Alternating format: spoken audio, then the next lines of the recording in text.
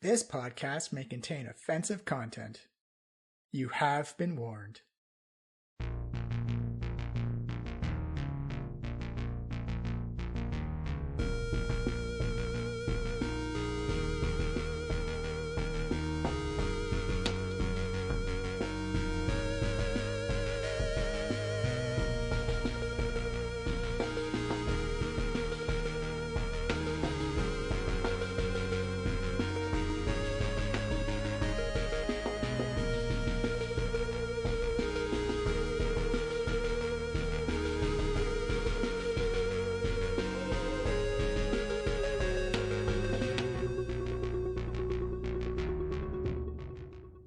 Welcome to the Diecast podcast. I am Johnny, your DM. Thank you for tuning in. Thank you for listening. Thank you for being involved in Dungeons & Dragons. We are a live 5th edition Dungeons & Dragons live play podcast. We are doing the Tomb of Annihilation in our 4th season. We've got the 2 groups going at the same time, competing for the same resources, the same adventures, the same goal of solving the death curse. And this is a double Group B episode as we see Group B trying to escape the Hanging Gardens of Nangalore. They just met Queen Zalkore and all the insanity that she brings along with her.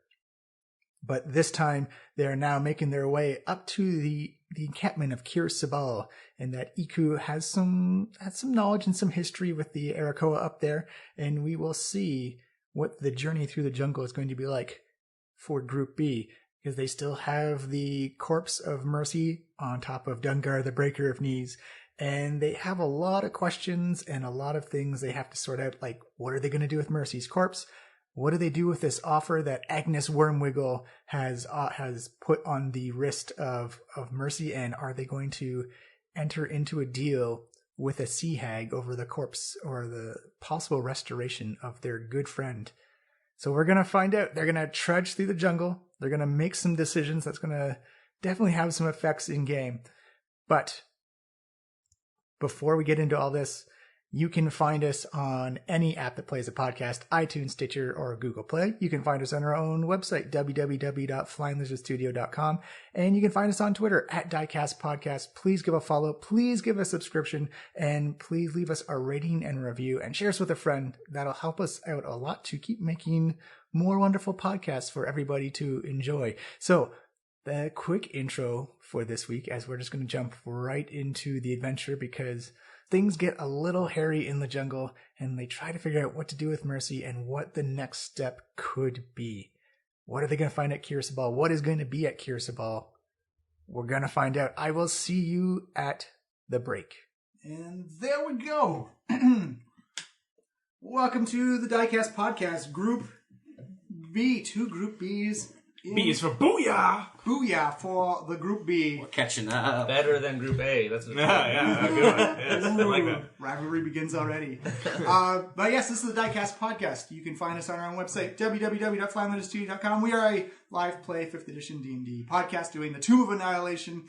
You can find us on any app that plays podcast, iTunes, Stitcher, Woozy Wuzzy. You can also find us on Twitter at Diecast Podcast. Send us a message. Let us know what's going on. Give us a follow and share us with your friends and give us a review because that'll help us out a lot because we need all the help we can while we're in this terrible, terrible jungle. Mm-hmm. So last episode, you guys were in Nangalore talking to Queen Zalkore about the histories of Chultz and her time in the Hanging Garden. And you discovered that there was a bunch of statues, just a lot of statues. She was really sensitive about a lot of weird topics, and we came very close to pissing her off very badly. her imaginary friend was so kind to us. Yeah, Full collar. We're really bearing the lead that she's also a Medusa. Insane Medusa queen. Yeah, you did save a Chultan guy who was turned to stone. Easy come, easy go for that guy. Yeah. Sorry, dude. And then I tried. Turned right back into stone just outside. Yeah, I tried. You should have listened to him, maybe. He said, well, I wanted to know what we were going from. Like, he could have been chill. Like, dude. And you know what happened when you tried to be chill? You got turned back into stone. No, he got turned back into stone because he ran. Is it? No, I ran very fast, very far, and I did not get turned into stone. Yeah, you came close to losing your guide as well. Ooh. That's right. He was turned to stone. That's right. But He hey, was the hired petrified, hand, yeah. the hired hand, he did Coming his through. restoration. Didn't I just get that too? Yeah, from the Chewingas. Also, Yeah. easy come, easy go. Yeah. Gained and used entirely in a session. yeah. Good And thing then they you gave still, it you to still us. have 3 charges left on it, did you? No, the first 3 I used to undo Iku. undo the Oh, guy. right. Yeah. Because I was the one who touched him. Yeah. Well, no. Which is what Kel. pissed her off and got her to try to kill us. So, yeah, it's your fault. You guys' Yeah. fault. Yeah, well, if you didn't yell. I did also. I voted for this plan. Yeah, I was Kel- like, yeah, no, let's try this. I'm excited. Yeah, Kel was like, touched him, and then he just immediately started screaming his head off. And that's what alerted her. Left the Because result. if he was, I'm telling you, if he was more chill, he could have been like, hey, this is what's up, this is why we need to leave. Just Let's say it to go." Medusa. Just say it. Just say it to Medusa guy. Yeah, it's like, hey, we're in the, we're in the palace of Medusa. Let's get out of here. Well, the last thing he saw Demonstration. 150 years ago was a Medusa as he was trying to steal something. Yeah, he really should have. His value to history would have been so important. He should have, Always assessed come his back threat. later. Yeah, he's still there. We should go back there and steal something later. Yeah, as long as he's not broken into like a billion pieces. You marked it on the map, right? This Yeah, place. I know where it is. Yeah, don't go back. Put a big snake face on there so that we don't go back.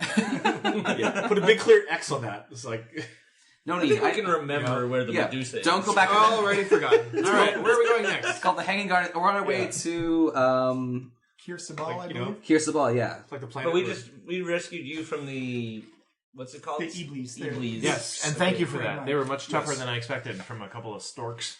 Did we question them? We questioned them. You captured No, one? we captured them. We captured one. We and actually that's where can't. We left still off. have a prisoner one, as a matter of fact. Yeah, That's right. We ended the session as Kel knocked the Ibli out, His name is Maxie. Maxie. So we knocked Maxie out, and that's kind of where we left off. Yeah, you guys were heading... Well, we were escaping from that place, and the Chewingos were waving at us. Yeah. when we- No, that- No. What happened was we got out of there. We got out of you had a night's Nirnzara. rest. We had a rest, Oh, and okay. the Iblis took you while you were sleeping. And so this Took was me back. Yeah, they were taking you back while you were sleeping, right? In a bag. In a Thank bag. you for letting that not happen. No one was looking out. No one was. She just wanted a statue of the highest charisma rating. I was really impressed with their stealth. They were managed to get in without waking anybody up. They're, well, just flying. Oh, then that's true. They're birds. Helps when you That have makes wings. sense. The wings displace the air, and they Have you not seen an owl? I hear owls all the time. I have seen many owls. Yes, so you guys are on your way to Kir Sabal. We'll say it's mid-afternoon as you guys are traveling through the jungle.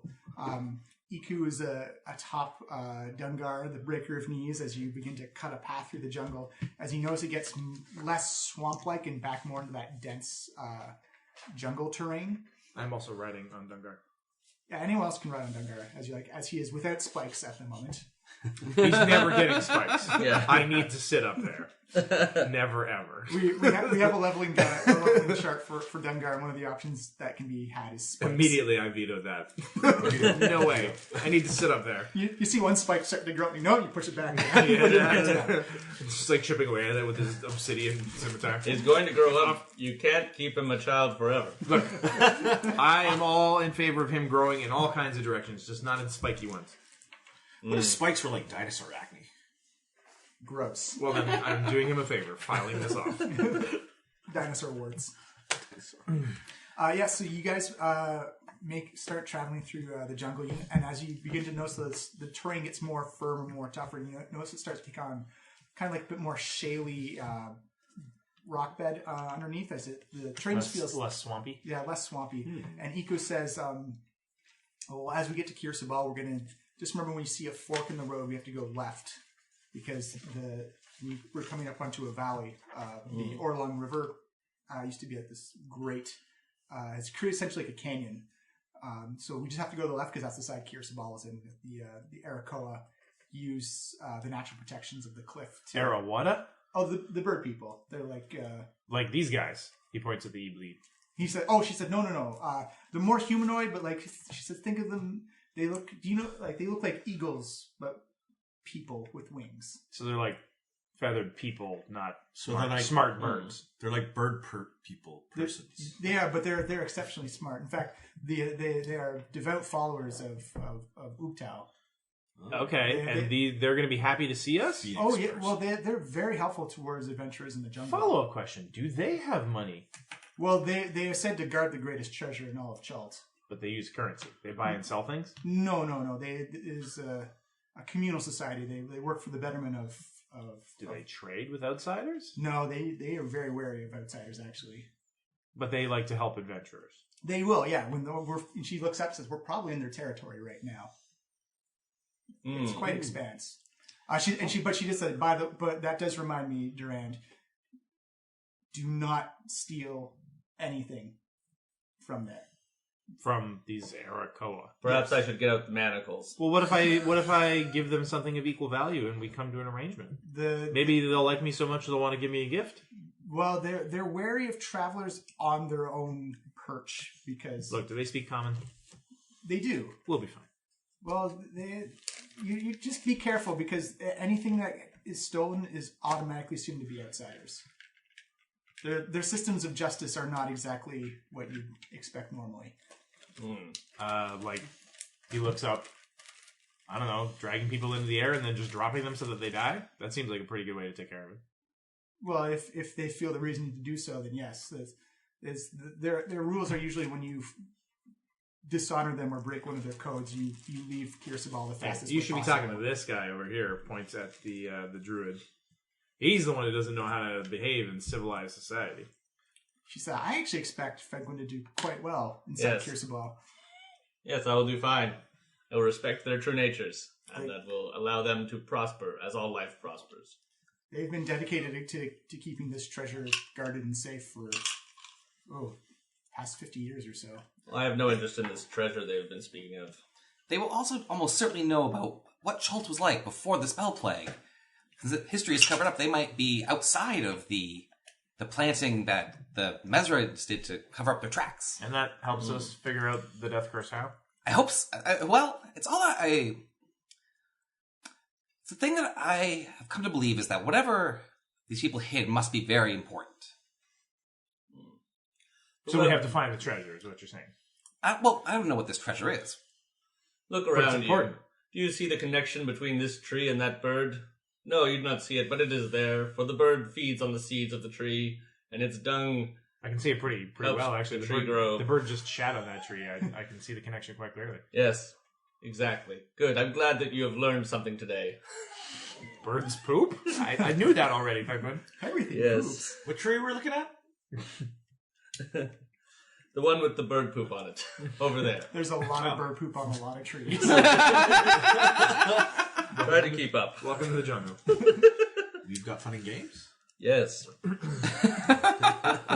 right, well, how far away are we from this place? Well, actually, at first I got to roll Iku's survival check to see if she Maybe gets you you can guys aid her lost. that in Fenquin.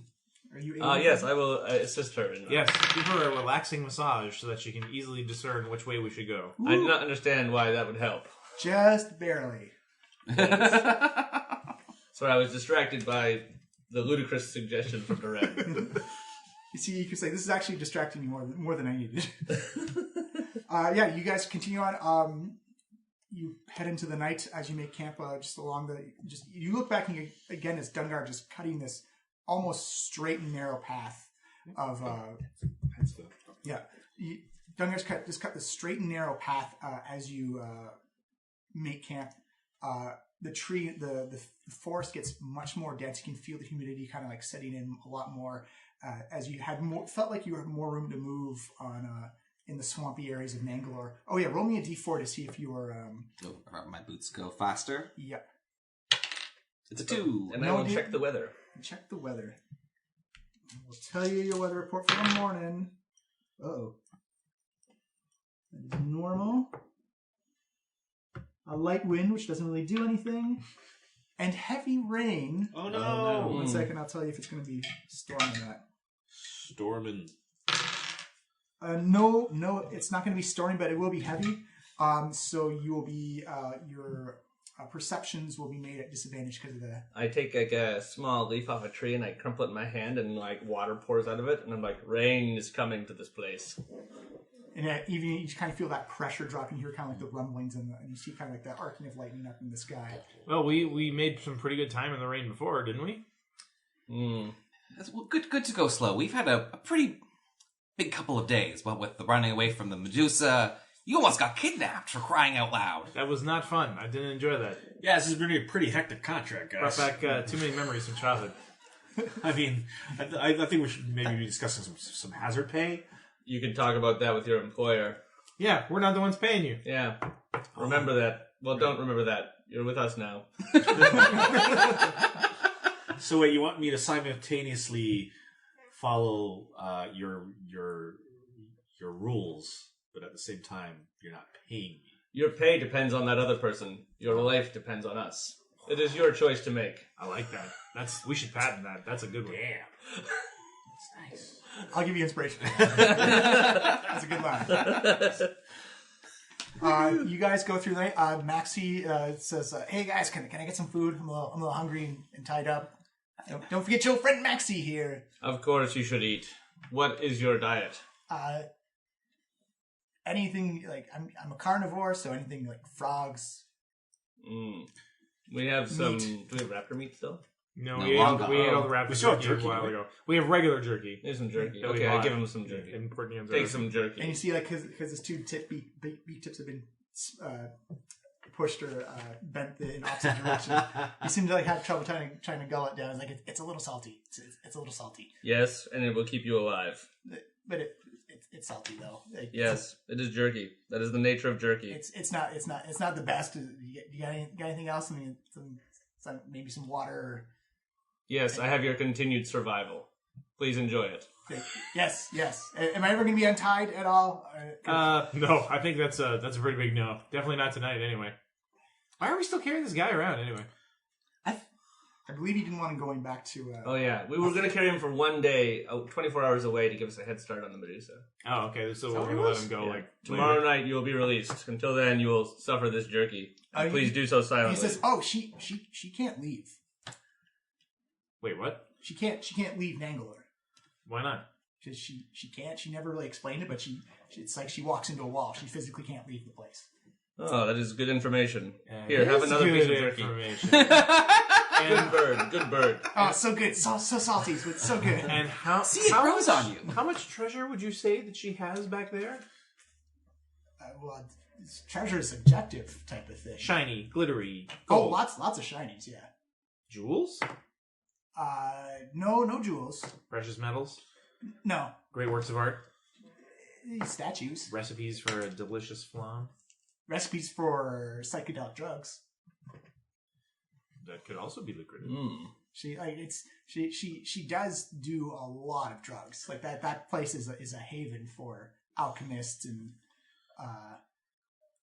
botanists and anyone who's involved in any type of potion making or chemical making or plant making, anything like that. Like that's like there are so many people that come there trying to steal plants. It is ludicrous. And do they all get turned into statues? No, some of them get eaten by the plants. And do some of them make it out again? Not the ones who get eaten by plants or turned into zombies. I meant the... Does anyone survive? Does anyone get to steal those plants and actually make it out? Oh, some people do. The grungs usually do really well because they poison doesn't hit them at all. The grungs, eh? We're not hiring grungs to steal drugs, Durand. I didn't say anything of the kind. Simply musing about what we could do if we ever went back there someday, which we're not doing right now because we've got other stuff to do.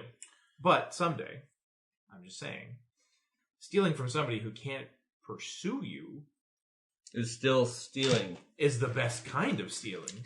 It's like, yeah, but she also can turn anything into stone, though. Yeah, that's a problem. That's why I'm not eager to go back tonight, for sure. And also, just as a tip, you want to stay off like the eastern side of the garden because most of the animals do, because that's where the zombies are. See, that is intel that we can use. What else should we look out for if we hypothetically ever went back there? Well, there's a big spider, but it's mostly the plant zombies that are the worst. Plant zombies. Yes.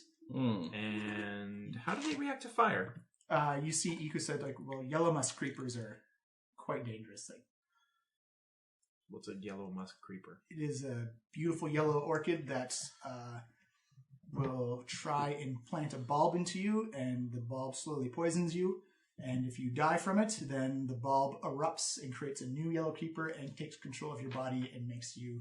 Essentially, it works very much like a zombie, but you're more of a plant-based zombie. Horrifying. I hate this place. They're quite dangerous. There's only one place in Port Nianzara that actually has yellow musk creepers. One of the merchant princes who specializes in poisons and potions, and she has a garden full of them. I would very much enjoy seeing that garden when we return. She says, view it from a distance. The yellow musk creepers have a very similar effect to the man traps, where they try and lure you closer. But the effect is much more potent. What marvelous creatures. Or plants, I suppose. Yeah. What marvelous plants. She says, just if you ever see a zombie with yellowed skin and tiny little white eyes, that is a yellow musk creeper, because they don't rely on sight at all. And what should we do about them? Either run or set it on fire or kill it as fast as possible. It's not the zombie you're worried about, it's the plant inside the zombie you have to be careful of.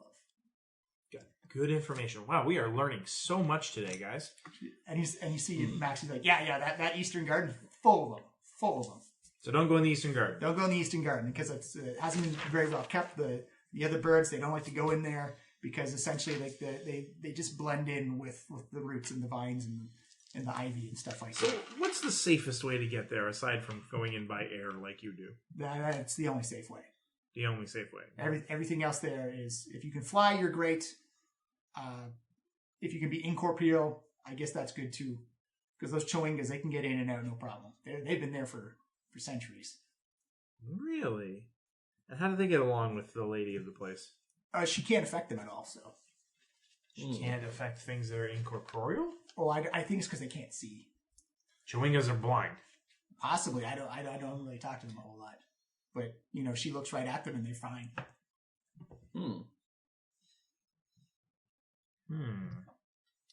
Well, this has all been very interesting. I'm going to bed. Durand is actually taking notes. Actually, as Luther's looking over and seeing Durand take notes, she's like, "That's me."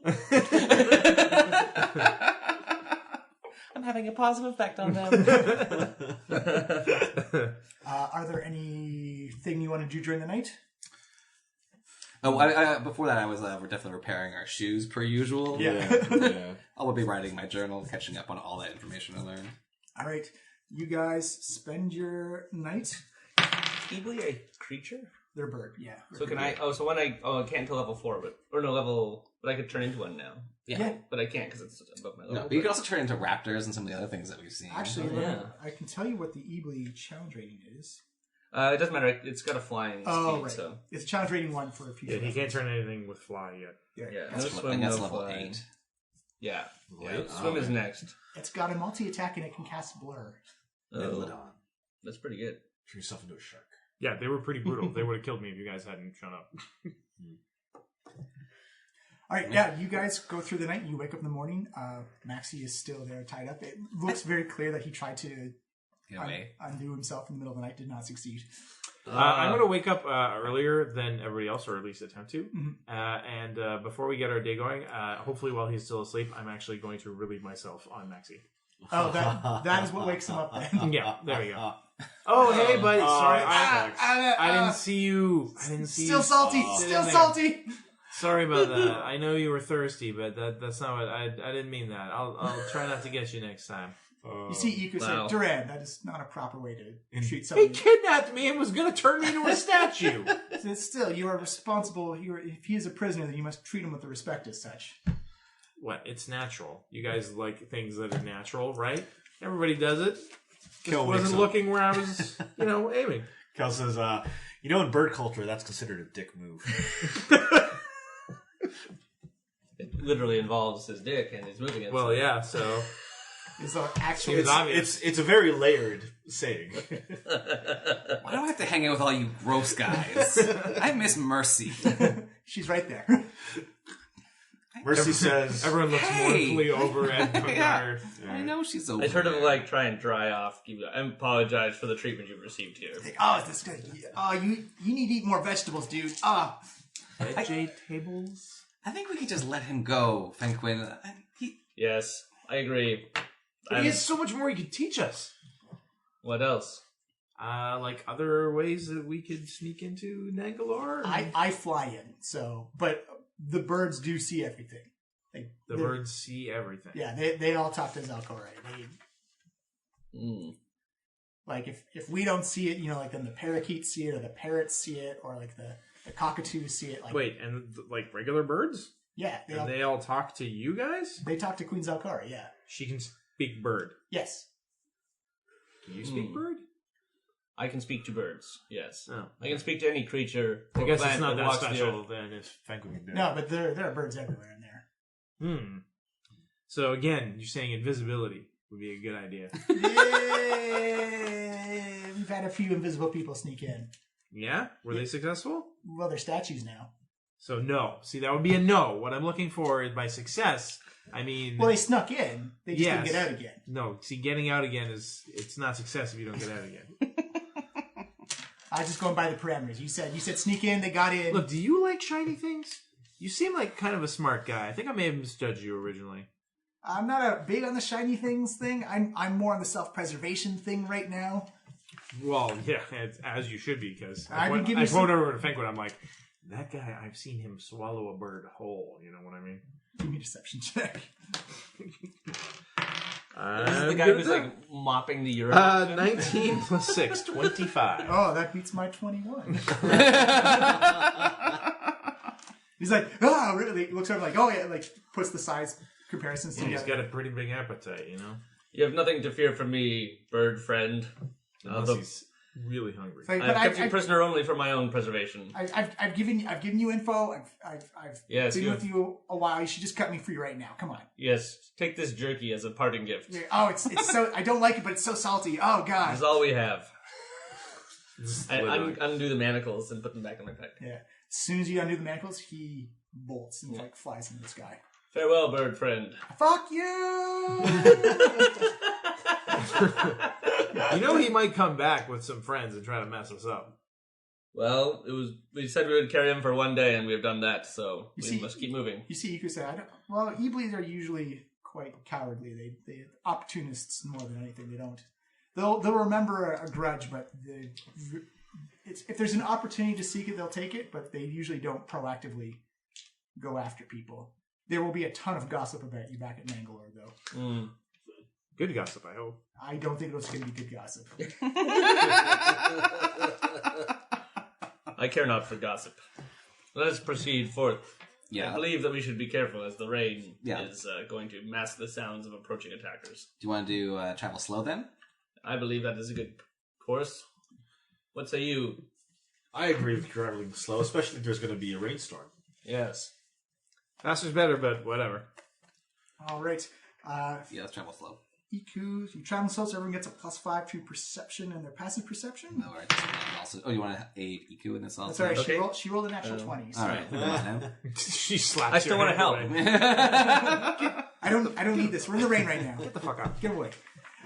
You guys venture forward, and again, not a whole lot happens. It seems that the rest of the forest is kind of taking the cue from the rainstorms again. Your water supplies refill quite easily, though, as you keep the big buckets. Yeah, water's not been a problem. You see EQ actually cast Gentle Repose on Mercy. Again, yeah. It's been, 12 days? Or No. however long? More or less. 8 or 9, I think. Yeah, it's just good to do it again. Why not top it up? Need a little refresh? Yeah. Yes. You never know. I would like not to deal with necrotic. Oh, did we just had a long rest? Yeah. Okay, Yes. so let me just do my spells here. So I always forget to do my spells. But go ahead. You guys, Well, you guys are going for a couple of days. And so roll me a d4, and a 1 or a 2, you stay inside the same hex. I got a 4. So you make it out of the hex. I see. do I want any? What do you think? Do I need to be aggressive in the coming days, or should I prepare for defense? It's always good to be good to keep us all alive. Yes, the healing I will keep. Is less restoration healing? That is right. Yeah, Oh, no, that's- That's like curing of diseases and stuff. It's not Effects. Disease and poison. Yeah. Petrification. No, Yeah. that's great. Yeah, well, greater restoration. Actually, there's a bunch of good things. Enhance ability is also a pretty good utility spell. That's what I was thinking. I'd keep that one. Maybe I'll get rid of protection from poison. Although there's so much poison stuff, right? There's a lot of poison in this jungle for sure. How do you cure poison if you don't have like a spell to cure poison? Anti-venom? Anti-venom, some medkits will let you do it. Also, usually you can recover in time. Yeah. Like you make Constitution saving. It's rare that it would kill you that day, right? Depends on the poison, because they're poison Different poisons do different things. The poisoned effect Iku just gives you disadvantage on everything. Iku can cure poison for sure. Oh, yeah. So I don't want. That's boring for me to do. That's true. Are you saying that's women's work? Is that what you're saying, Vector? No, I'm saying that Iku's far better at it than I am. Oh, okay. I'm respecting her. Smart people's work. Her wisdom. Her spells are set. Like, Yeah. it's good to have. We only have 2 casters now. Do you want your weather report for the next morning? Yes, please. All right, so the wind and precipitation are going to let up, but it's going to be extreme heat. Oh, Oh man. man. So you're going to quadruple your water usage for the day. Jesus. The thing we just filled up. Yeah. Them rolls. And no other disadvantages. Well, if you you'll have to make it Constitution saving throws. 3 times in the day. You have to make Constitution saving throw for exhaustion. Yeah. If you didn't have water, then the DC gets higher and made disadvantage. Right. We have a lot of water. Yes. All right, so we got to Don't roll forget, for Dungar also quadruples his water intake. He drinks a lot of water, so Yes. Yeah. that's going to be, we're going to lose quite a bit to him. Yeah, because as you begin to truck through the jungle again, as the rain Let's travel regular speed then. Yeah. regular speed. All right. Yeah.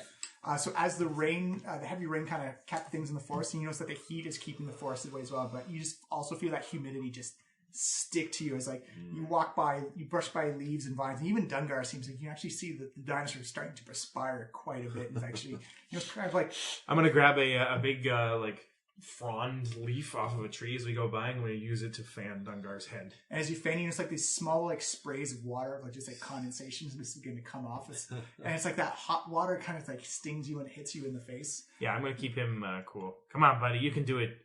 We just got to keep pushing. You know, so he's actually putting out like almost like a trail of perspiration behind him. As he's just It's like the flail snail trail. The flail snail mail trail. The flail I'm snail going trail to need mail. everyone to give me a Constitution check after the morning. Ooh, jeez. Save or check? No, save, sorry. Oh, sweet. I mean, they're the same for me. I got 3. 16. God. What? I rolled a 1. Oh. So 6 total. It's still better. I rolled a 2 and I got 3. The first DC was 5, so Oh, sweet. Oh. Well, I crushed it with a 22. Yeah, you're fine on a 1. Yeah. I am not. Dungar as well. Oh, right, Dungar. He'll be fine. His con is... So you tired yourself out from fanning? Dungar got 19. Yes. Yeah, I spent too much energy fanning him, and I ended up That's cute. burning myself out. So what, I have a level of exhaustion? Level is the That's kind of sweet in a roundabout way. You do care about that. I do. He's my dinosaur. I bought him. He's mine. Poor Dungar. So you're set disadvantage to ability checks for The way you express that affection is problematic to a lot of people. Yeah, and as you go through, and you still, the jungle has just decided to take a siesta day. It's like you don't hear very many birds. You hear like you always have that constant like high pitched buzzing of mosquitoes. We should have gone fast. Nothing would be chasing after us. It'd be too tired. I want to... It's already really hot, Durant. I don't. Yeah, Lothar, you in the metal armor, Yeah. not doing well. Like you've got like that under armor sweat happening right man. Oh, under boob sweat. The worst kind of sweat. now. In fact, How would you know that, Cal? I have girlfriends. I used to be quite large. Cal decides to like just look around for like the big, what are they called again? The leaves that are Palm fronds? Or? palm fronds. Yeah, just tries to collect them and tries to actually make a makeshift shade hut on top of Dungar. Mm-hmm. So and also takes out branches and anything that will work in fashion. Give me just a regular dexterity check. All right. Yeah, dexterity check. That would be interesting. 11. 11, yeah, you kind of make it. It has like a lot of holes that see through. It's not. You notice that's not really like the sun that's beating down because you're always in constant shade. Yeah. But it's just the humidity of like you can actually see like the condensation of like water just building up in the leaves and they just kind of like drip down and like get on everything. And you do notice that Mercy is starting to stink. Like there's a trail of, Mercy. of flies just like. Oh, so who's her, Mercy? like, she's... Oh, but she's no, she's in general repose. Yeah. She doesn't decompose. Yeah. That's what that spell does, right? That's what that spell does. It makes I guess, flies I mean, decompose. maybe she would still attract flies, but I assumed that she didn't, like, stink or rot. Well, I was assuming that the mold from the humidity was starting to. Oh, she just started to be musty. Oh, okay. Okay, yeah. So, like, I lean in a little bit and Yeah, you and check. notice the She's smell. not decomposing. Still the same Yeah. as when. Yeah. She Okay, cast so repose, I but- make the stink face. I was like, "Oh, guys, your friend is really reeks right now." Yeah, it's not a decomposing body stink. It's like a mold. Like he just pulled Yeah. it out of like the. Mm, He pulled the perhaps we hockey should bag out from underneath the stairs for. Clean her body. Yes. I didn't think consider that. Is there like a place to do that? Is there like a river or Give me a stream? check. You said we're passing by a river. Oh, we're passing by a river? Yeah. Oh, she said that it's the river itself would be out of the way a little bit. Yeah, it The would. Oolong Oh. River. Not. Yeah. Oh, that's where the right-hand fork goes? Yeah. Look for a small pool. I actually. Well, hold on. Let's looking at the map. Wouldn't it be the other way around? Because we are going up this way right now. Oh, the left hand side. Sorry, yeah, Yeah, I got my directions wrong. Okay, yeah. Yeah. So we have to go to the right hand side when we get to the fork of the road because we're actually like our next square will be at the bottom of this river. And where are we headed again? We're headed up to Kir Sabal, just like we're almost Kir there. Sabal. Okay. Yeah. I'm gonna need everyone give me a Constitution save again. This one gets harder. No. That's only it. disadvantage on skill Yeah, checks. you're still good. Ethan makes it. Well, I got 3 again, so... Uh-oh. 10 plus 1, 11. You're good. The DC's 10 on this one. So I'm Yeah, at times 2 now? Yep. I gotta check. I think you're at. What do you disadvantage. have? That means I get disadvantage. Exhaustion? Yeah. I'm double exhausted. Oh, you son of a gun! Disadvantage on... First one's disadvantage on skill checks. Second Apparently, one's... I'm getting low Your rolls. speed is halved. My I'm speed gonna is have another. halved. Oh, so you're I'm gonna running have another Dungar. session of low rolls. Yeah, Yeah, I got a. You I need got a an 8 long total. rest to recover that, right? Yeah. So here are your first one. 8 total. So you're at disadvantage till your ability checks for now. Right. So it looks like I tired myself out making a little tent. Yeah. Uh, You're starting to get the idea that if you move around in this humidity and heat, it's just killer. Yeah. During our like afternoon break, Lethra will take off her armor. Yeah. Oh, did you do one for Dungar as well? Nope, I forgot. He's fine. Yeah. 16 plus 2. Yeah, he's good. Yeah, and again, the jungle seems eerily quiet as like just that humidity just kind of sits. You notice that Dungar is actually in like the little notches in his armor is collecting water and sweat inside of and you notice that it's kind of a solid ground. You notice that even the moisture starting to sink into the ground. It's kind of making it just a little slightly bit muddy as you begin to track through. But you do actually feel a little bit of relief as you can feel like the sun is going down above the horizons. You make camp for the night. And one last Constitution save. This is going to be the hardest one. Uh-oh. Oh, 15. I rolled a natural 20. I also rolled a natural I also rolled a natural 20. Wow, holy crap. Iku rolled a natural 1. Oh no! God damn it, Iku. Dungar got That's a all right. 2 this time, though, so he only got 4. Oh, so that's a fail because it's 15 for this one. Well, it's all, yeah, it's fine. 25. A long rest will cure that for Yeah. him. Yeah. Love being a fighter. Yeah. Durand Nice army. rallies in the later part of the day. He actually takes Kel's shade hut and he's like, "You're doing it wrong." He pulls up the fronds, jams them into the luggage so that they make a big leafy umbrella over all of Dungar, and he nestles in under the shade for the remainder of the day. Dungar's really turning into a Bulbasaur. Totally is. And you guys make camp for the night as you see Iku say, "All right, well, we should definitely be keeping our eyes on the sky because we should be seeing Arakoa soon. They usually do regular patrols. Their monks are usually out and about as we get closer to their home cliff. I'm gonna roll. At night? They're nocturnal? No, but in the next day as we travel. Oh, okay. They have it right now. I'm gonna roll the d4 to see if we travel a little further. Yeah. It's a 1. Nope. So yeah, we're really close And I'll actually. check the weather as well. Yep. What's the weather forecast? The weather is going to be perfect weather tomorrow. We go fast. We can make it there tomorrow. I we some actually do grass and it just falls. We actually, it is just in the next square right now. So we can just go regular speed. So regular speed, we get there. Yeah. Yeah, we'll get there.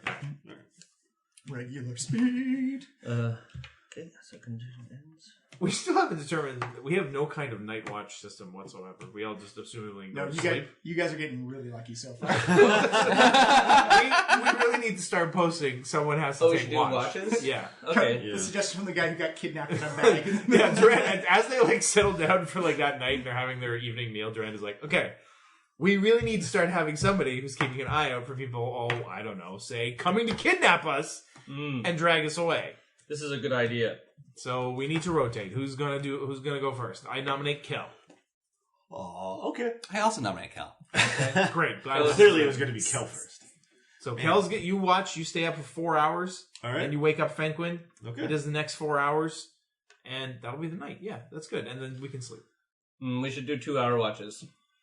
Then we can get more sleep each. We each need to get a full night's rest. That works. Yes, that's true. Yes. All right. And Eco as well. So so get Eco in there. So one person can have a proper And if night's Dungar rest. can take watch. I don't know if I trust the dinosaur. For I that. find a stick, and I mark lines on the stick, and I'm like, as the stick burns, press it into the fire. When the next mark comes, your watch is done. Oh, nice. Oh, Nice. technological innovation. This is an old druid trick for keeping time at night. Out of character, you read it on Reddit. I just thought of it. People can have ideas too, Tom. Wait, I don't The internet has all the ideas. All right, so at No night, more new who's ideas. taking the first watch? Kel, yeah. Give First me- 2 hours. Give me a perception check, Kel. Oh, God. Let's see. This is going to be a cold session, guys. That was a 3. Okay, how about some inspiration then? There also might be nothing there. Is inspiration something that people give people in Yeah, yeah. character? Give somebody Yeah, else. yeah. I can Okay. just give that's an out of character thing. Oh, okay. All right. So Okay. extras. All right, let's try this other die and see what happens. Another 3. Technically, that would be 33 if you put the 2 dice together. Yeah. Are you going to let me do that? No, I'm not. No. Okay. All right, I'm pulling out the map making markers. Oh, here Oh we my go. gosh. Okay, so we're all sleeping. We are around the ambushed on fire. first watch. So Kel sits there. He kind of gets himself settled into this against the tree stump. He's going to kind of sit up with his knees to his chest as everyone's kind of off and dozing to sleep. But then as everyone's kind of getting to sleep, Kel himself starts to doze off. And his eyes are getting heavy. What are we not paying you for? And then Kel just passes out, head back, mouth agape, tongue sticking out. So that's the fire there. Okay. I'm sleeping on Dungar's back. I fashioned myself a little cot amid the cargo. So we'll put you guys around the fire. In the remains of the flail snail's jail. Yeah, Yes. These are trees. these are just bushes and stuff like Bushes. that. Okay. I'll put X or crosses through stuff with trees. So we can move through those bits like typical terrain. difficult terrain. Right. Okay. Oh, and then I will Okay. cut a trail for where Dungar's stomp through. That's an idea. I know. Whatever. Yep. Everyone's. You said you were asleep up against a tree. So. Yep. I was. No, I'm pretty sure there, but Oh, okay. Yeah. So Why everyone's are you so sleeping? far from the? Wait, is that Mercy? Yeah, that's Mercy. Yeah. Okay, They're in spirit. Oh, that's Mercy's corpse. Spirit. hey, you can put a corpse on the map. there you go. Perfect. Behind Dungar. What if they? What if they came to steal her corpse? Yeah. Yeah, that happened. So I just need the surprise round initiative for everybody. All right. first. Oh god. Well, this is initiative. Oh hey. Do I 13. have disadvantage on initiative checks? Yeah, because it's an ability check technically. Uh-oh. Oh wait, I got exhaustion too, so I have disadvantage, don't I? Yep, because we haven't made it through the night yet. Well, let's see if my spells I picked Oh, and are good. Not terrible. Iku. I took Hold Person. It's pretty good, right? The whole person's amazing combat spell. Yeah, it's one of the best actually. Still frequently used. Alethra, what did you get? I got 17. 17. Everything else is pretty healy. Oh, I got Thunder Wave in case I get into some kind of trouble. Finkwin, what did you get? 16. Yeah. Turn yourself Everybody into a rolled pretty well. beast. Oh yeah. Yeah, turn yourself into a T-Rex. Kel, what did you get? 13. T-Rex. Sorry, what? 13. 13. Yeah. Put up my beasts. It would be really fitting if I'm the last one to act in the initiative. Duran, what did you get? 8. 8. Just for 8. Duran. No, there's no team. Just 8. Just behind Iku. Panther. You have the fastest initiative now, once again. Me? Yeah. +4 is the fastest? Yeah. For our group. Oh my god. I have +3. That's sad, guys. We are also level 3. we are very low, it's true. All right, so you don't hear it happen, or you don't see it happen, sorry, Kel, but you actually hear it happen. I'm going to need everyone to give me a Constitution save. Hey, all right. Including Dungar? Yes. Oh, should I have done an initiative for for Dungar as Dungar? well? Yes, yeah, please. okay. Let's do that first. He got 7, so right behind me. And then Constitution. Okay, I'll say this is Dungar.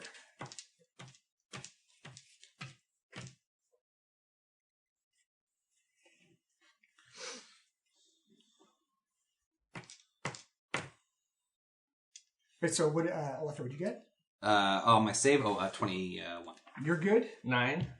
You are into a magical slumber now. Oh. Kel, what did you get? 23. You're good. Durand. I got, what was this? Constitution. I got 15 and Dungar got 10.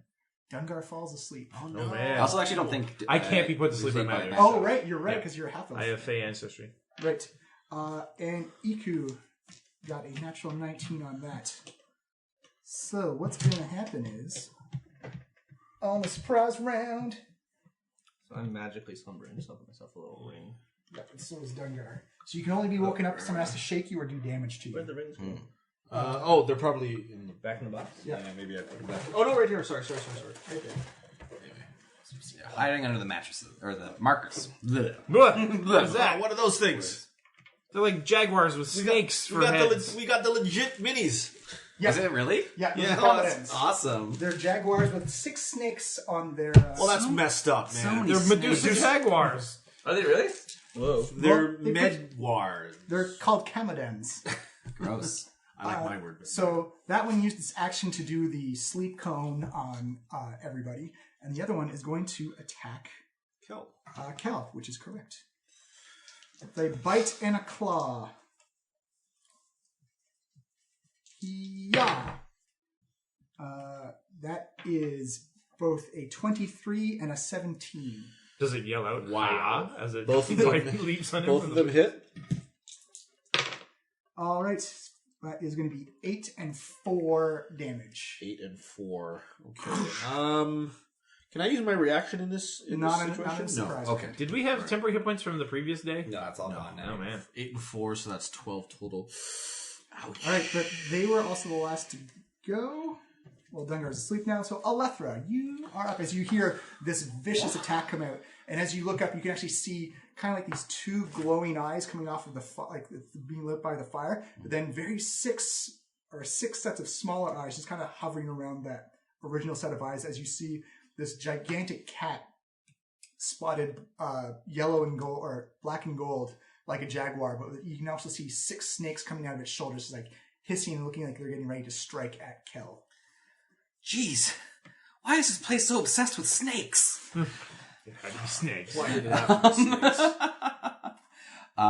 So that's half my move, which is a lot. 1, 2, 3. If I get here, would I be adjacent to this? I'll say yeah. Okay. I'll probably, I might be probably crawling on the tree. Yeah. All right. That's actually a bush. That's actually a bush. Okay, Yeah, so you all It's right, all right. difficult terrain, yeah, to pass through. I'll get it all the way over there. I can say this all bushes, like no real good tree. No tree, Right, just okay. all shrubs. Cool. Okay. Let's do the classic Elethra things. It's a shove, first of all. Shove away, madam. Full rush. Oh, probably not. It's a 9. What's the strength? It's a- Strength save or strength No, this check? is a contested check. It's your athletics or acrobatics. You have to get better than a 9. Both the same. That is 14. Yeah. Here we are. Boom! As you notice, like Yeah. it's not so much the Camodan that stops it, but the snakes just kind of intercept your shield, and they look at you and hiss. Yep. Lethra, after bumping over 4 shields, she tries to thrust at it with her short sword. She rolls a 15. Chop those snakes' heads off. That is a hit. I'm gonna spend a superiority die. So I'll do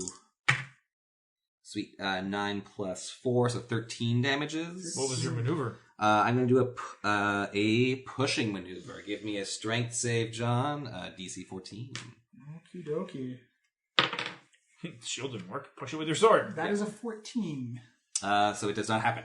As it looks like the snakes appear to be intercepting you, combating you more than the Kamadan actually is. Yeah. Fenquin, you are asleep. Mhm. You cannot wake up until someone spends an action or you take damage. Oh, I don't get to save or anything? Nope. Oh, okay. Because it is a sleep effect. I'm dreaming of a particularly nice field. Kel, Okay. So you've just been attacked from a bush. You got bit by 6 snakes. He's only been attacked in claws so far. Okay. Well, Good news, clearly you are not stone. I turn around and face the whatever that thing is. I go into a rage as my bonus. So describe what happens when you rage out. All right, 'cause so yeah. So as I'm raging out, I kind of get really huffy and I kind of psych myself up. Kind of like a Hulk Hogan. Yeah, exactly. Hulk Hogan. Ah! And the actual tattoos that I have on me all start to glow. Nice. So all the lines on it start to kind of radiate out, and they actually start to animate a little bit. And as I start to swing my giant axe, the wolf on my arm kind of like animates and flows from my arm down to my hand and kind of bites out. So You got an angry snake cat at you. all right. That's going to be not so great. 15 versus AC. You can also attack recklessly if you want. Oh yeah, that's true. Oh no, wait. Plus since I'm raging. And No, that's only That's your your damage. damage. Oh, right. It's 15 hits anyways. Okay, so then I will do a D12.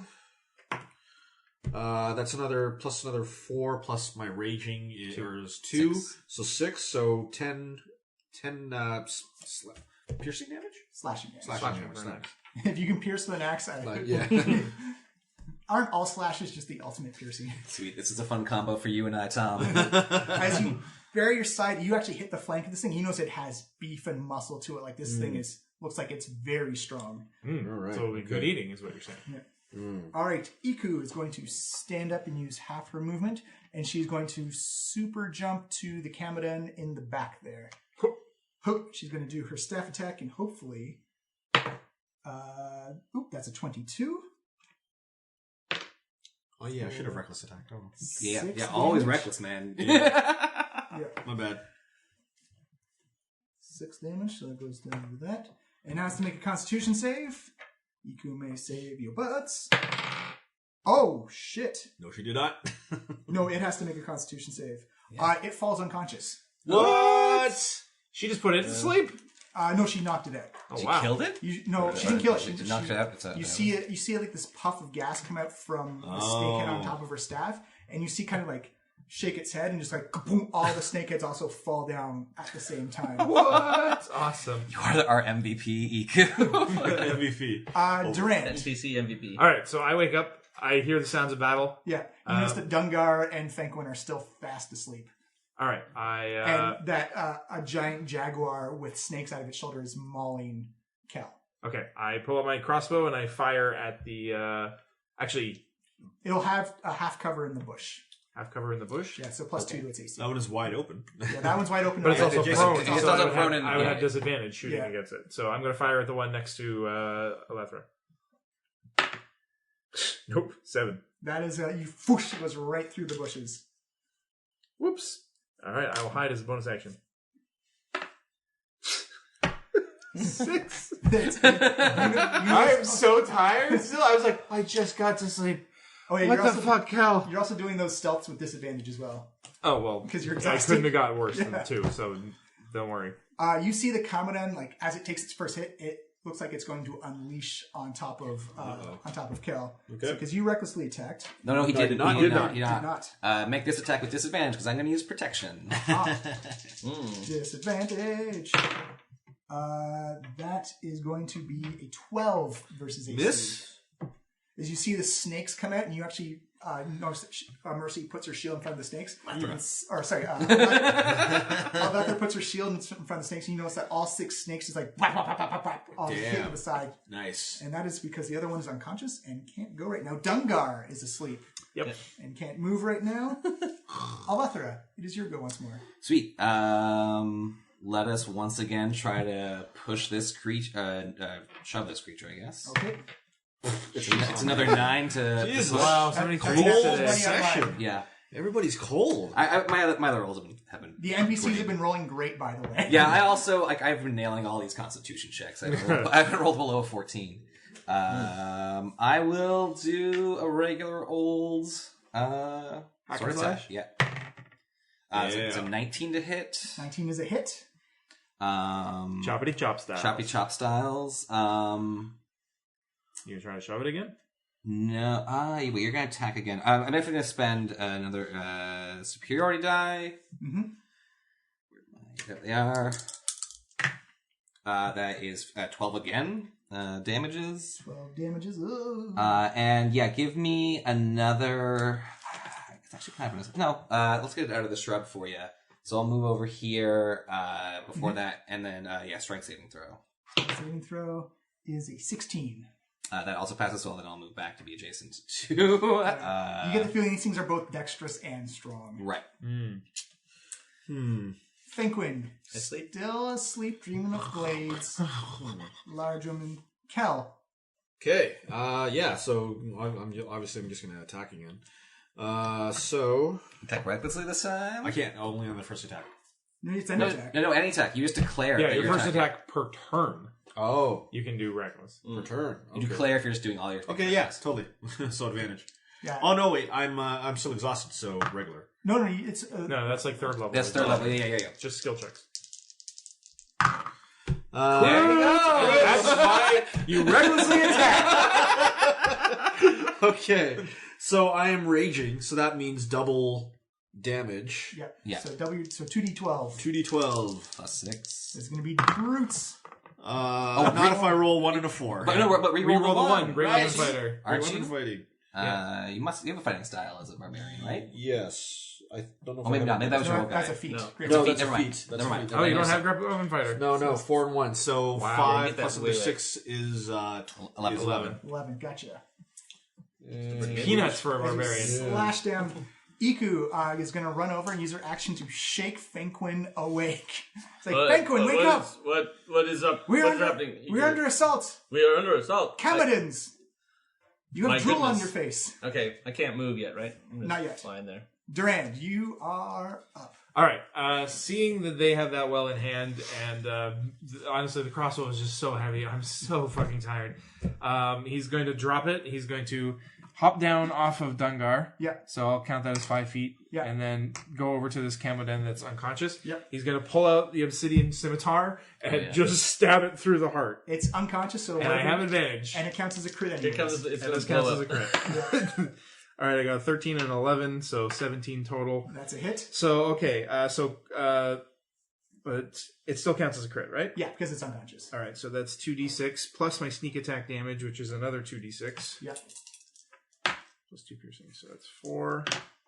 Plus 8 is 12. Plus 2 is 14. But Ouch. you just double your sneak attack damage.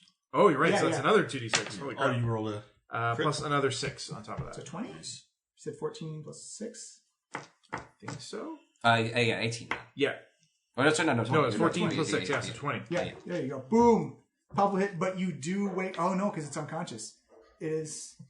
Does it wake up? No, because it didn't fall asleep. It went unconscious, so it's still down. Sweet. It failed 2 of its death saving throws. It didn't die? No, I'll say it failed 2 of its death saving throws, because it's technically unconscious, and it's not a sleep effect. But if I didn't take all of its hit points, then it doesn't get any death saving throws. Oh, yeah, that's true, too. Yeah, I have to get through the hit points Yeah. first. So he tries to stab this thing in the heart. He sees a huge gout of blood shoot out from it, pulls out the obsidian scimitar, and the thing is still breathing. He's like, It's still bleeding. It's like you know it's alive because you can it's see the just arterial blood pumping spurting arterial out. blood. His face, he's like, fuck, it's not dead. Yeah, just, So he's good. I'm gonna move back. I can only go 5 feet because my speed has been halved, and I already used 10 getting over there. And then I'm going to dash as a bonus action. So 1, 2, 3. I hide in this bush. You get advantage for hiding in the bush, but it's just regular roll because you're still exhausted. Well, I can't actually roll stealth. Oh, right, I use my bonus to run. I just dive into the bush. All right, the cameraman sees it's in trouble, so it's going to... Just a quick note too. I do have I have ancestral guardian path, so ancestral protectors are on. yeah.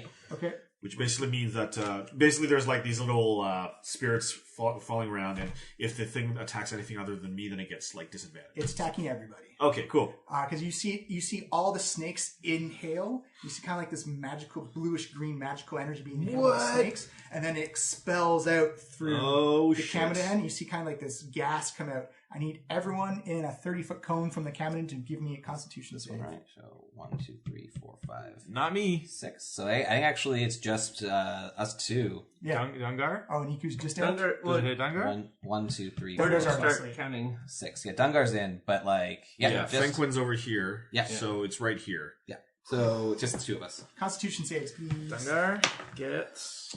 Dungar's already. 17. Raging gives me Nothing. Is it a magic attack? advantage on strength It's checks. not a magic attack. Okay. 16 for Alethra. You're good. Oh man, what is that? Oh, okay, you know I'm gonna use my inspiration on that. You do a 15. So that's 20. You do not fall asleep. Woo!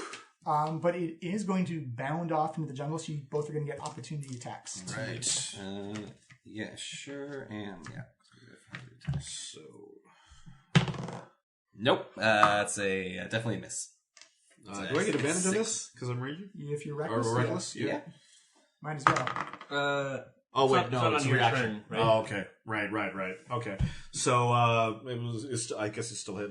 19? 19 is a hit. Yeah. Oh, 21. Sorry, 19. But yeah, okay. 21's so, not a hit. Weird. All right, 6 plus another 4 or Plus 6 is 12. 6 is 12. 12. Oosh.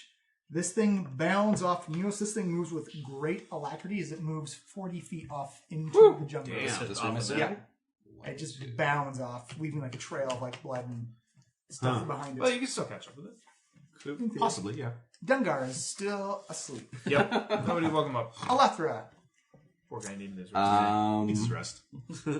So He's a it good moves boy. 40 this way? Yeah. That, You can only move 30. no, I can move more than that. Oh, yeah? Yeah, I wonder if I can get it. Let's try it. So Alethra will move and dash, so she gets right up next to it. Give me a perception check. Oh, all right. Because you were actually going. Well, I'm also disadvantaged, I'm assuming, because I'm further away from the light, because I don't have dark vision. So that perception check is a 9. Yeah, it looks like this thing is accustomed to hunting at night in the jungle, Right. and you're in like this thick, like you notice the bushes and brush are getting like up to your shoulders now Right. in height. Just kind of leaves are kind of slapping you in the face as you chase after it, and you can't see any traces All of right, it. I'll dash back. All right, Fenquin, Uh, you've been shaken awake by Iku. Okay, and there's one here that's basically dead. This one It took off. Yeah, you you actually probably didn't, can't get. you actually didn't see the other one run off. Oh, okay. So I just get up. Yeah, it's half your move. So wait, it's unconscious. It's unconscious. Yeah, Are we still in combat? you're still technically in combat. Yeah. You could theoretically end its life. Oh, I will go over here and can I manacle it somehow? It's You not- have manacles? He has manacles, yeah. but I'd say for Or a rope, bird, can I yes. tie it up? Yeah, you can tie it up. Okay, so I hog tie it. Give me just a basic dexterity check. You're gonna hog tie the snakes too? Yes. Disadvantage with that if you're going to try and hog tie the snakes. Okay, I'm not trying to hog tie the snakes. So just dexterity check? Yeah, That's straight up dexterity check. Ooh. I guess I could enhance my ability, right? You could. Let's see. Dexterity checks. I will say tying up would be an action, and to cast a spell unless it's a Oh, it's an bonus action. Yeah. Okay, so I'll just try it. You can. You still can. You're just taking next turn to do it. 10. 10. Gotcha.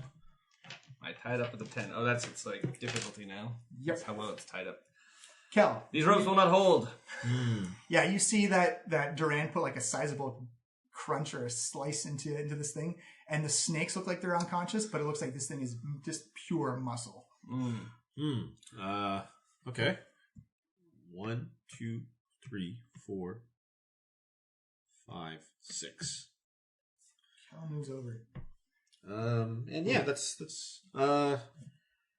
You'll lose your rage if you don't attack anything. This Yeah, turn. that's true. yeah. Do you have an axe you can throw it? Maybe. Maybe disadvantage. Maybe. Oh, do you have to use a melee attack to keep your rage going? No, just a attack. weapon attack. Yeah, you either have to take damage or attack something. All right. Yeah. I don't know. I'll take. I think I have like a little handheld axe or something. There you All go. right. All right. It's disadvantage because it's prone. Oh, great. Take this, unconscious cat. Snake cat. I guess what would that be? My strength, right? Mm-hmm. So that's let's see, 18 versus AC. That's a hit. Oh, okay. And what is that? A D6? D6 plus your strength. And your rage stuff. All right. Plus another 6, 12. Nice. Max damage. Piss That off, includes ghost. your rage damage? Yeah, that includes my rage damage. Oh, wouldn't it count as a crit because it's? No, because it's not. He's not within 5 Rage feet. damage is only the melee weapons, is it? Or no? No, I'm pretty sure it's all damage. Okay, great. Because I remember you throwing javelins in stream. Yeah. Durand. I'm fine with playing it like Everyone seemed to be ganging up on this Dog unconscious- pile! Except I'm still so tired I can only get 15 feet over, so I don't make it. So he's like, got the sword, and he's like, wait for me. You can bonus action to dash. No, I'd rather save that to hide if it wakes up. Yeah. The rage damage is only on melee attacks. Oh, only melee. Okay, Yeah. that's all right. Okay. The Kamadan is still unconscious. Minus The 2, other but one that's fine. is not going to come back, I don't think, because it was almost dead. It sounded like you were right anyway. Yeah, I mean, you did play a barbarian Yeah. for the entire fucking session. Dungar still asleep. He needs his rest. Alethra. Man, I'm kind of worried about waking up Dungar right now. 1, 2, 3, 4, 5, 6. I guess I'll just double move over here. What do you do with an unconscious snake cat? Yeah, it's like, Riddles of the jungle. Iko, is there anything we can learn from this horrifying creature? She's like, well, they're predators. They mate for life. They usually go hunting at night, and they're quite vicious and quite dangerous. They use ambush tactics. Like I'm surprised we were able to do this well so far. Well, I think we're getting pretty good at this. Oh yeah, Kel was totally on the ball in that watch. Way to go. She said, I do know that the pelts go for about 150 gold. And Cha-ching! Go get that other one. Oh, it is long gone, Durant. I couldn't find it at all. All right, well, let's skin this one. Yeah, I guess we could eat it too. That'd be pretty good. That looks like good meat. That's good eating. Slow. Very muscle. Ever Very try to muscle. slow cook Conrad? It's really good. Is it dead now? We've killed it, No, right? no, it's still alive. We're talking about eating it while it's eating it while and it's skinning it while it's still alive. Well, you got to make sure it's fresh, guys. Can I I guess that'd be an action to examine it to see if it's like it's suffering. makes Yes, sense. I'll say Yeah. animal handling check. Ethical Okay, animal handling. ethical slaughter, man. I'm gonna check and see if it's suffering and if we should put it up. That's what they do with misery. slaughterhouses. They don't let Ooh, nice. Critical one. Yeah, it has a big hole and a couple of other gashes, and It's still good. You could shrug that off. I believe we should kill this creature or release it. We should not keep it here dying in front of us. Yes, yeah. Well, In 6 trying. seconds, I'll do it. It's been 12 seconds. We're trying our best. It's a long time, like 1,000. No? It's a long time to die. it is actually Kel's turn Okay, will move up and he will recklessly attack. as Tom is currently disposing of some stuff. So that's a 16 plus 6 easy hit. Yeah. 22. Yeah. So does that count as a crit? Yeah, because he's right next to it. 4, And 12, so nice. 16 plus 16. 6. It's 22. 22. It thing looks badly gaseous. Wow, it's still not dead. Kel's just Hacks into it with an axe. It's still alive. Okay, who's next? Iku is. She's going to attack it. And she's like, well, we must put it out of its misery. And gets a natural 20 on that. This just counts as a double crit. Double crit. And she clubs it in the head. You kind of hear like that spot, like that bone snap as it looks like the light or the breathing finally ceases. It expires its last breath as Iku just kind of like a fish in a boat, just like thunk, it hits it in the right spot. And I place my hands on it as it's like quivering and with its death throes and say a little incantation of like apology. so there you go. You have surprisingly, if that one other had not gone unconscious so soon. Well done, Iku, MVP. Yeah, well All done. right, Iku. Durand waits a respectful few moments after Fenquin says his little prayer, and then he squeezes past him and starts skinning it with his scimitar. Give me. He's going to take special care to make sure that he doesn't. The snakes have to be intact. Yeah. because it has to look real. Right? So give me People a- have to know that this isn't just a jaguar that I sewed some snakes onto. Although that sounds like a good way to make some money. Give me a nature check. All right. Higher know is- nothing about Actually- nature. And also, you're exhausted, so at Oh, yeah. disadvantage. Disadvantage. I'm Actually, still as, exhausted. as, hold as on. he does that, Before you do that, Yeah. let me help you.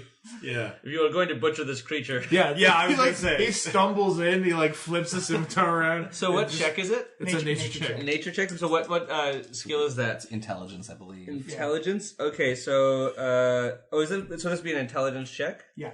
Okay, so I cast enhance ability on you, so Ooh. you have the fox's cunning. What does that do? Advantage on intelligence checks So it's for 1 even hour, as long as I concentrate on it. So it's even down. Just a right regular now. roll. Okay. What happens if I helped him with? Oh, no, I can't do that. You, Right? you can only have advantage once. Instead of burning like a level 2 spell slot to help you better. Hey, you're going to sleep, right? I got a 9. 9, you kind of mangle that Ah. pelt. You can pass it off as a jaguar pelt, but as a Camadon pelt, you kind of did some sear. You've never really had to skin something that had other snakes attached to Damn it.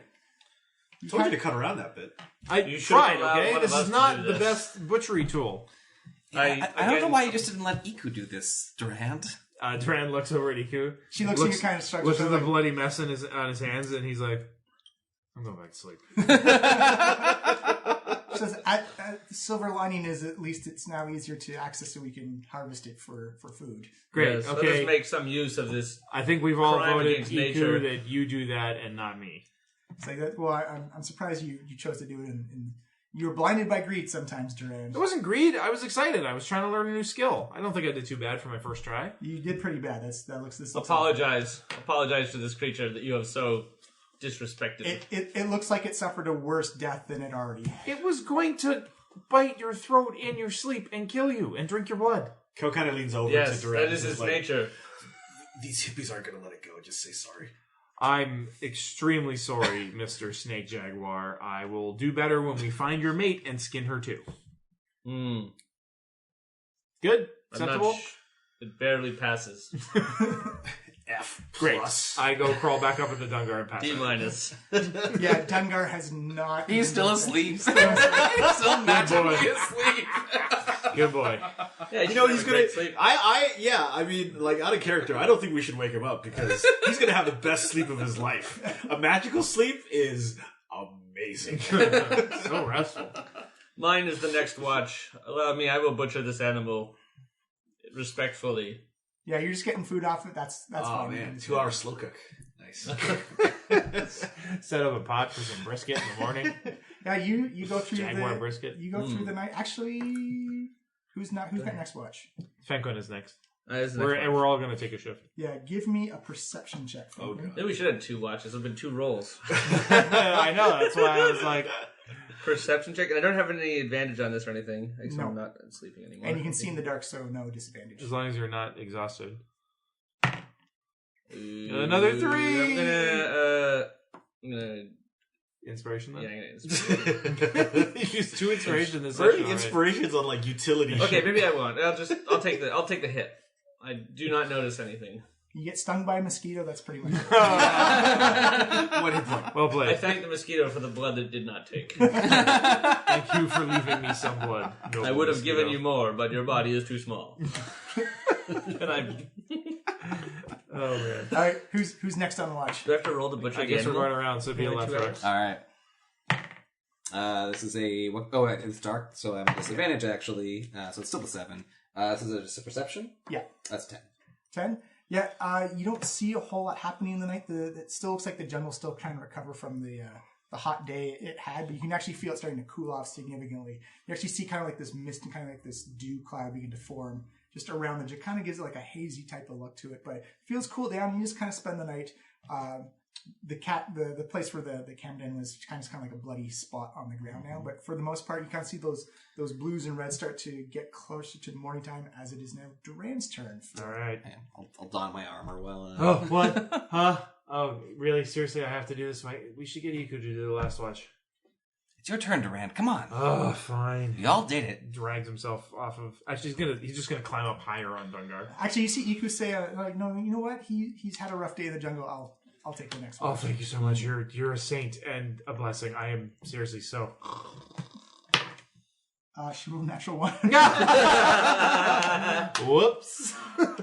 Fortunately, that is all the events for the day. As you just see the side camera, and Eco actually starts cooking the Camadin for everyone to have in the morning. Oh, nice. Camadin patties for breakfast? Iku, you are a treasure. I don't know what we would do without you. I'm just trying to make sure that, just trying to be persuasive enough to try and get you to not steal anything while we're at Kir Sabal. I will be on my absolute best behavior. I need you to say you're not going to steal anything. I will be on my best behavior. I really need you to say you're not going to steal anything. Durant, I also need you to say this now. Fine, look, I don't even know what bird people have worth stealing. What, with feathers? They hold the greatest treasure. Which we need to find. You said that, right? So let's find the treasure. They are guarding it. That is. Then they know where to find it. They can tell us where to see it, right? At Kir Sabal. That's why the monastery is there. Great. So let's go there and see it. I need you to promise you're not going to steal anything from them, though. But what if we need the treasure to solve the death curse? I'm pretty sure we won't. How could you possibly know that? Because I know those people. Do you know the death curse? I don't know the death curse, no, but is it magical treasure? I just need you to not steal from them. I can tell you the treasure's not magical. Then why do we need to see it? Well, that's where Alethra said you were going, is to Kir Sabal. I was just saying they guard one of the greatest treasures in Chult. I need you not to steal anything Look, from I'm smart enough not to do something stupid at a place where we can all get executed, okay? Iku, I have a question as I contemplate my spells for the day. Are these bird people humanoids? Yes, they are. Good. Then my spell selection is correct. She's like, but please, they are some of the best martial artists in existence. Yes. Well, we should be friends with them so that we do not engage. Yes, anger. I want friends. I want to make friends. And you want friends objects that friends own as to be yours. No, but that is not happening. Provide entertainment and value and scintillating conversation. I'll have you know. They're good friends of mine. That's all you had to say, Iku. A friend of yours is a friend of mine. And what I need you to say is you're not going to steal from them. I'm not going to steal from them. That's deception. You actually have to give me a wisdom save. Wisdom save? Yep. Oh, okay. Oh, she's using. Oh, wait. How many levels of exhaustion did I get rid of? Oh, 1. So I'm still exhausted. Yeah. So disadvantage against. No, it's a save actually. So. Oh, so okay. Wait, do I have disadvantage or not? No. No. Oh, you only disadvantage on ability checks. So you have like a regular save for this one. I'm going to spend my inspiration. You spent inspiration on lying about stealing. That is a 15. That meets the DC. You feel like I put my hand on my heart and I hold up my other hand and I look her right in the eyes and I say, Iku, I will not steal anything from these Oroka. I just want to make sure that if you fail, they don't know it's a fail. I believe you, but I do not believe in your character to hold true to your promise. I believe you mean to not steal. If it's zone of truth, I don't think you know because I just wanted to make because sure. otherwise then you would know either way. Yeah, you know that you were in the zone of truth spell. Just And I lied my way past it. You lied your way past it. You just be alive. Test. Beautiful, like serene, honest look on my face, staring right into Iku's eyes, and in my head I'm like, damn, I'm good. Says, very well. I'll hold you to that, Durand. We need to find out the information they have, not what is in their vault. Am I allowed to steal information? Can I listen at a door and maybe overhear something? Is that considered robbery? They consider that dishonorable and dishonest. They have a very high code of honor.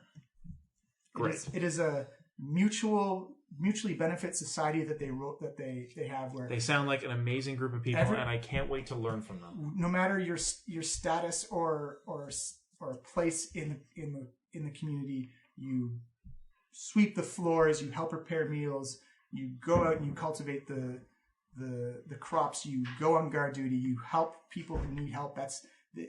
And we are people who need help. Yes. So do not take advantage of that, please. Do not steal what will be offered freely if asked for. I don't know how many times I can say this, guys. I've already promised to do what you want. You really have such a low opinion of me. I'm quite hurt, honestly. I've done nothing but try and help this group and all of you to help us survive in the jungle. This is the thanks I get. Well, that's fine. You can continue looking down on me. I know I'm just a gutter urchin from Baldur's Gate. I'm not as good as you. with your fancy tree degrees from I have Earth no University. degrees. I've lived in a forest and slept under a tree. Yeah, it was a figure of speech. I know you've never been to school. I'm surprised you can read. Well, we do have... Seriously, who taught you to read? Do you My even know what parents. books are? Yes. Do you make them from trees or do you carve them on rocks? Our knowledge is not contained in books. It's passed down from druid to druid for generations. So you don't know what books are? I know what they are. They're just bits of tree skin tied together with sheep's guts. So how did you learn to read then? Through studying. How did you learn to read? What? Some of the older kids at the orphanage taught me. Yes. By reading what books? Look, I'm just saying, if you have oral history, why do you have books? It is necessary to make markings occasionally to record numbers of herds as we observe them in the forest, to track them over several years. Well, where do you record those numbers? Oh, on the writing stone. I knew it! Carved into a stone. Well, not carved into a stone, that's ludicrous. We use charcoal to mark on the stone. Carving into a Carving stone. would take too long. Yeah, it'd take a very long time. So you... Clearly you know nothing of druid culture. I don't. I'm learning so much every day. I see. No, that's how it goes. Your upbringing really does say a lot about you, Duran. I'm sorry for how hard it was to be. Yeah, whatever. It's fine. You know. It has been a difficult life. It is clear why your morals are so corrupted. Morals. You're talking to me about morals. Listen, buddy. You are the finest cat burglar I have ever witnessed in my entire life, and I knew quite a few back in the game. Technically, he's a spider burglar. Yes. Spider burglar, whatever. You could have been a cat, right? Yes. Yeah. And for someone who has such low regard for civilization and the laws of man, you talk a lot about following the rules. Yes. Well, it is good. It is important to do good and to nurture those around us. Humans are creatures like any other and must be cared for. Yeah, but you've also insisted that property doesn't exist and that people can't own things. So why is stealing wrong? I've said that you cannot own Dungar. What? You cannot own Dungar. I do own Dungar. He is a creature. I bought it with the jewels you stole. That makes us accomplices. I don't know if you know that word. I do believe you kept that. You That's the stole first time the I've said jewels? I mean, jewels? I No, knew it. You lied to us then. I got mixed up. I'll give you a quick inspiration. Amazing. What I meant to say. Amazing.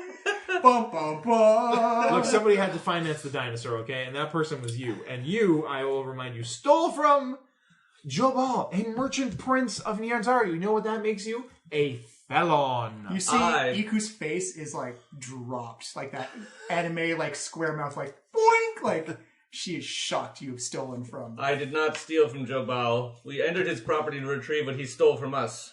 The map that has guided us on our journey. We have returned to him the goods And that were a his. nice pair of slippers I just drove over at Alethra's feet. You see Iku also look over, like also looking shocked. Iku, he offered us... Jobal offered to buy the map from us, and we declined. And then he stole it from us. And you know what's even more unfair, Iku? I got a sweet-ass cloak out of this little adventure, and then I was the only one who had to give what I got back, and I did. You see Iku So took- who's the most moral That is here? not true. Mercy had to return the wand of fish talking. Well, Mercy doesn't count anymore. I waved dismissively at the corpse on Dungar. As you look over, there's just like a small little sparrow just kind of like pecking at the head. So, Iku, if we're going to have a competition of morals here, I returned the ill-gotten property and was, in fact, thanked for it by the owner. Over here, we have people who are still benefiting from the ill-gotten gains. You see Iku look over at you, Arthur, and says, "You should return those boots. Do not belong to you. You retrieved your map, which is good, but two wrongs do not make a right." I sidled up beside Iku. Yeah, that's right, guys. Yes, the not returning the slippers was an oversight. We should remedy it as soon as we return to Port Nyanzaru. Well, then, according to that logic, as soon as we return, we should give Dungar back to where I got him from, shouldn't we? I'm sorry? I'm following the same logic. We got those slippers because of what you took from Jobal, and we also got Dungar because of what you took from Jobal. I did not take that. You did. It was in the same box. You came I out did with not know one about case. it. I didn't know about those jewels. You stole them from us.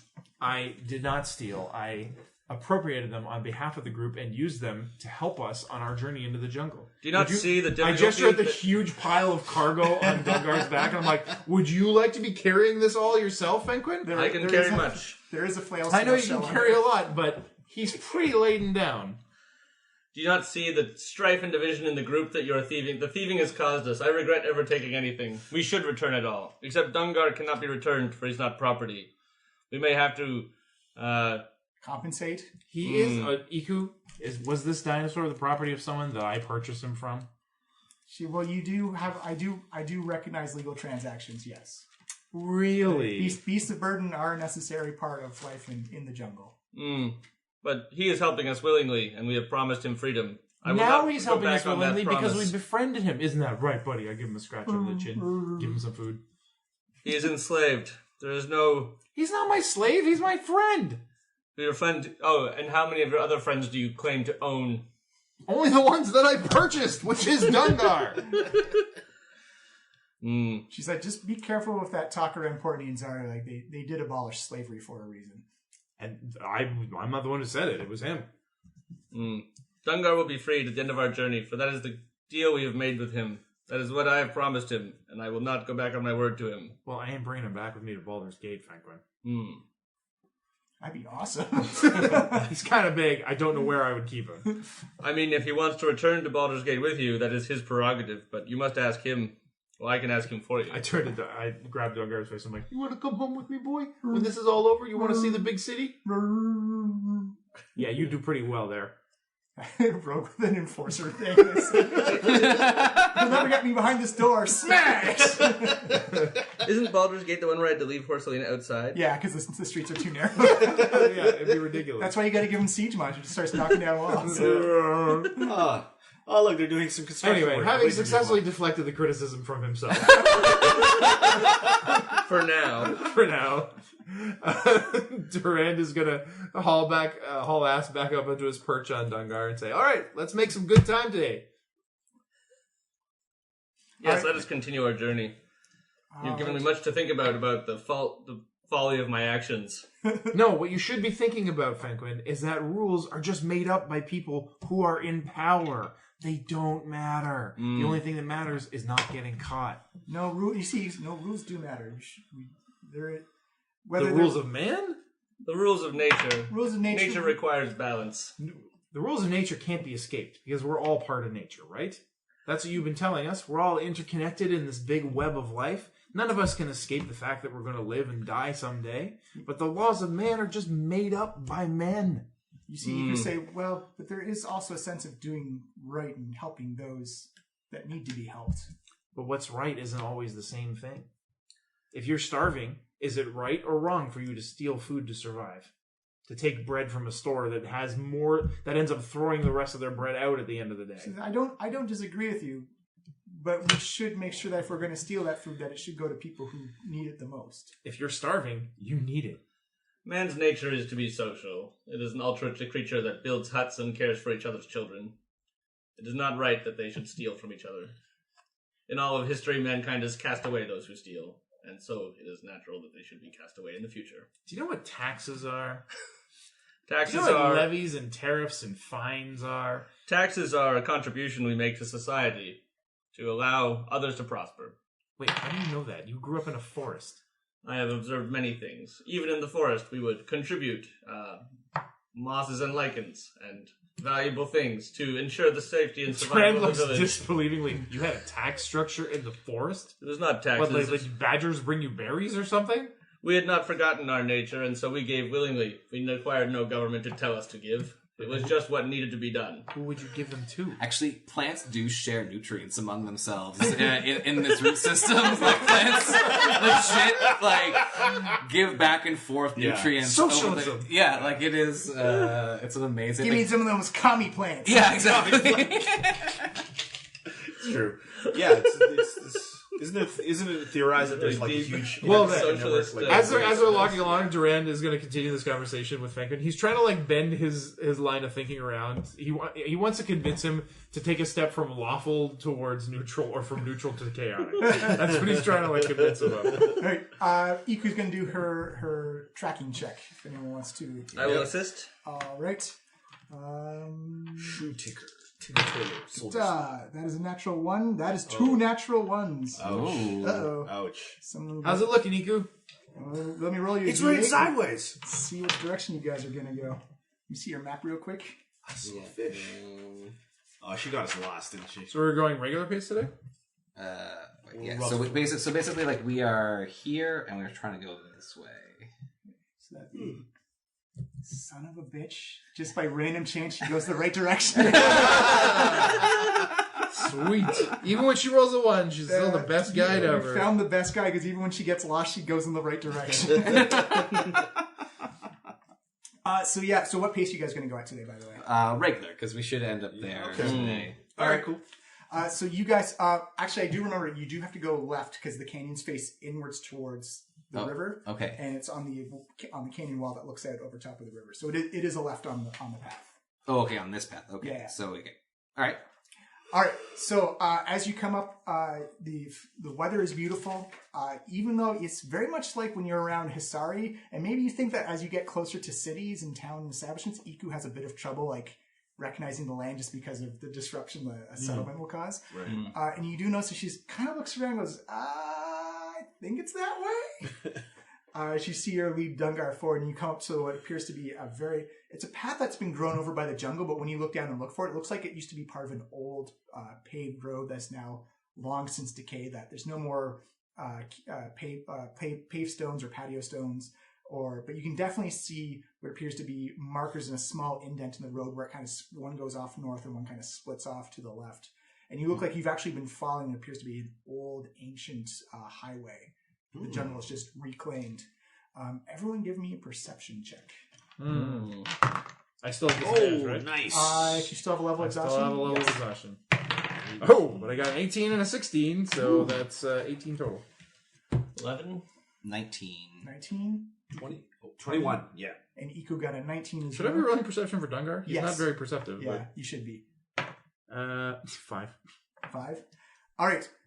Everyone who got 16 or over, you notice that the jungle, which had a lot of vibrant life that came up, you notice that the sounds of the jungle just all of a sudden died off and become exceptionally quiet. I chamber my crossbow and start scanning the tree line. Yeah. And as you look down, you actually can see what appears to be on the road that was kind of like grown over. You actually notice kind of like a big square patch that's been covered over with dirt. And you notice that a tree has been kind of bent over and is kind of like leaning down underneath that patch. Whoa! I like pulled. If Dungar has reins, I'm pulling on them. Yeah.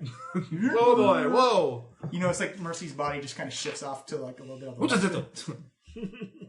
Whew, sorry. What is it? There's I think there's a trap ahead. Let me look here. Check it carefully. Wait a minute. I might have. I have danger sense. No, think it's when you're raging, you get advantage to things. No. Danger sense is you can't be surprised by Yeah, it. danger sense. Advantage on dex saving throws against all effects that I can see. Right. Such as traps, spells, can't be blinded, deafened, or incapacitated. Yeah, perfect. That's that's a level 2 thing for barbarians. Nice. But yeah, this patch of it looks like it's some type of cloth that's been put over the path and covered with like dirt and stuff. And definitely a large tree has been bent over. Like you didn't see it at first, but now that you can see it, it definitely looks unnatural. This tree is like bent down. Oh, can I cast Detect Magic using my Firbolg spell? Sure. Okay, so I do that. You sense no magical effects. All right. Can I roll insight into like maybe I was judging by what I'm seeing as like what kind of trap this might be or anything like that? It's more either investigation or perception. Okay. I'll do what's my investigation? I'll do perception. 17? 17? Yeah, you look down. Yeah. You've heard about these before in the jungle. Right. You've never seen one, and they're almost too comical to imagine they exist, but this is known as a catapult trap. So as I'm looking down and I start kind of just giggling to myself and stand up, And I tell everyone, this is a catapult trap. I've never actually seen one in real life, but that's what it is. This is a catapult trap. What does it do? Apparently, you stand on it, it triggers, and it literally just launches you off Do you somewhere. remember The Simpsons when they laid the rabbit trap and the rabbit gets launched into the Oh, Dungar would have been fine on that. He's way too heavy. I mean, there's no way that could have worked on him, right? Well, I mean, the tree here adds it's a lot of big tree. tension. Yeah. I'm actually really impressed they managed to bend this tree without breaking it. I'll do an investigation to see if I know how to disarm it. Sure. Dungar weighs a lot. Oh, it's 25. Natural 20. Yeah, 25 is the total. Yeah, you notice that you look at it and it's not the simple, like it's not like a snare trap that kind of like that got Fenquin and others before when the drunks ambushed you. There's some some basic mechanics to this where it's not just like a simple trip it, and you look at the tension of the tree, Alethra, and you're like, this probably could launch Dungar and everything that was carrying Dungar. Whew. It looks like that tree is under a lot. You actually, as you kind of listen, you can hear like that straining wood. It creaks a little bit. You can disarm it, but you have to be exceptionally careful when you do, because you could set it off by accident and take yourself with it. Perhaps it is safer to merely move around to the trap. Is there space to do that, or is the ancient highway? I mean, Dungar can make a trail. Yeah, Dungar can make Okay. a trap. All right, well, let's avoid it and keep an eye out for other traps. Let's maybe do a quick investigation to see if they have assumed that you will find this one. And For a safe path, safe path around. wants this to be on perception, Duran? who's trained in perception? Who's skilled in perception? Yeah. I am. That is a 15. It's 15. As you go looking around to make sure that there's no other traps in there, you kind of pull back the brush of an area and you come face to face with a big wooden mask of a jaguar. Ooh. And it's just kind of staring in the face and kind of tilts. And you kind of hear this like, Atini! As you see Batiri goblins come jumping out of the bush. Whoa. We're going to need to roll initiative. Let's take a quick break as I set the map. That's not a surprise, though, right? No, it's not. No, yeah. That's why the perception All right. is. I think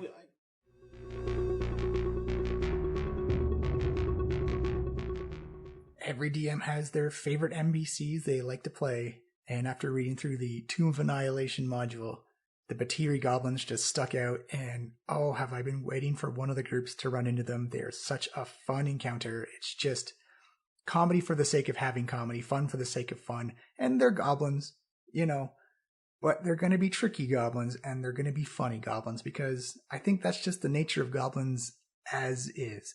So it's really, as a DM, I was really excited to run through this campaign because I thought it was funny. I thought it was clever. I thought it was just a new spin on one of the jungle encounters in Schultz. So I was really, really happy to see Group B finally have the random encounter, Batiri Goblins. So I hope everyone enjoys the upcoming fight. We did have the Kamadans, and we did have some discussions about Kir Sabal. As we'll see, as they get closer, we'll see, can they get there? Will they get lost in the jungle still? Iku's a pretty good guide. She has made some flubs, but they're getting through. I do want to take this chance to tell you about an upcoming thing. We talked about it on the podcast last week during the break, but it's so important that I think we need to talk about it again and a couple more times in the near future.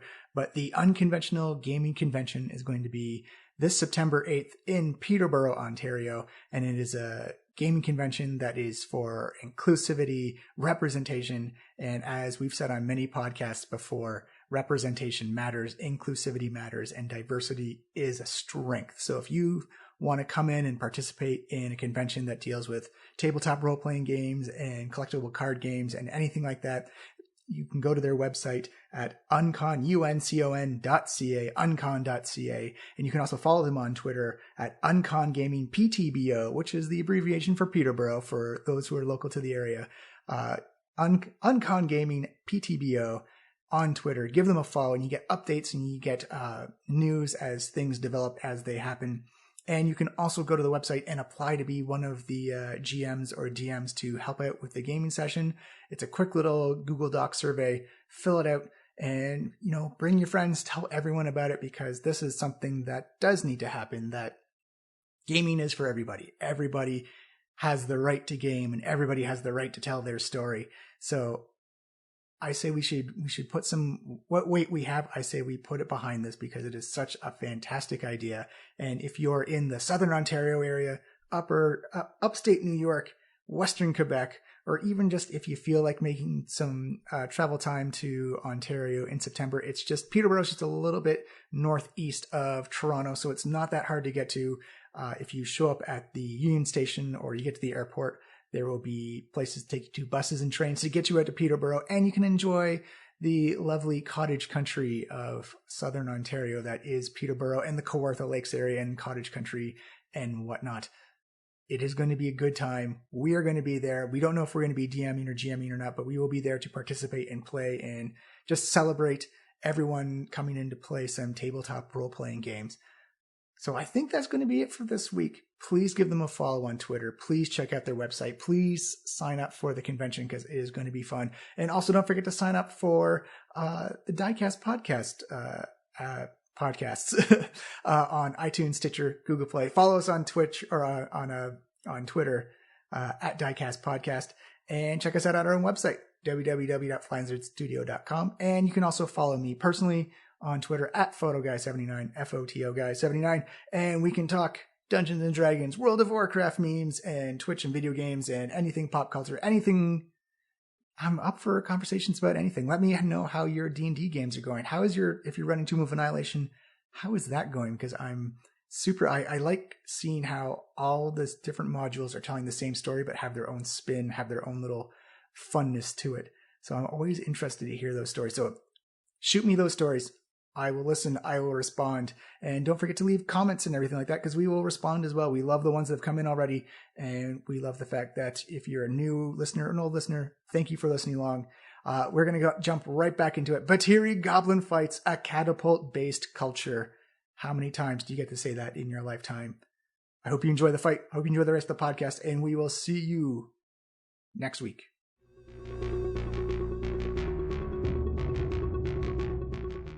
For both of us. All right. 22 for Alethra.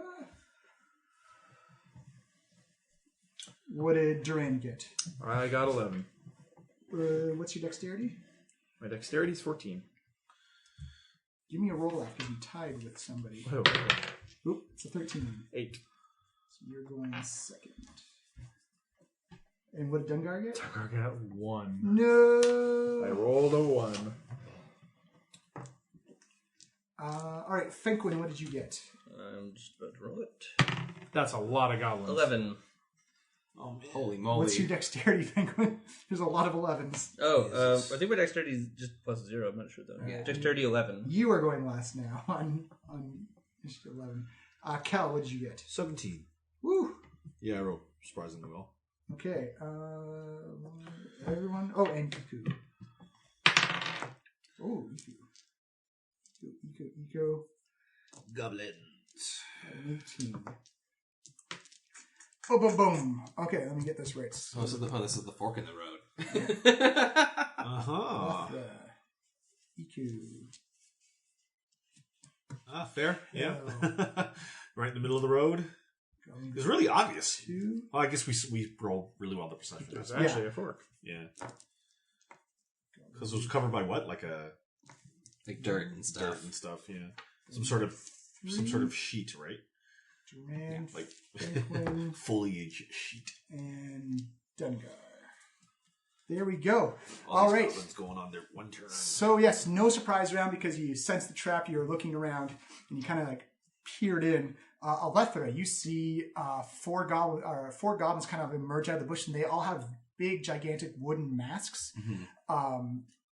That all appear to have some type of like animal theme to them. So you're looking at a jaguar, you see like a monkey mask, an alligator mask, a T-Rex mask, a Triceratops mask.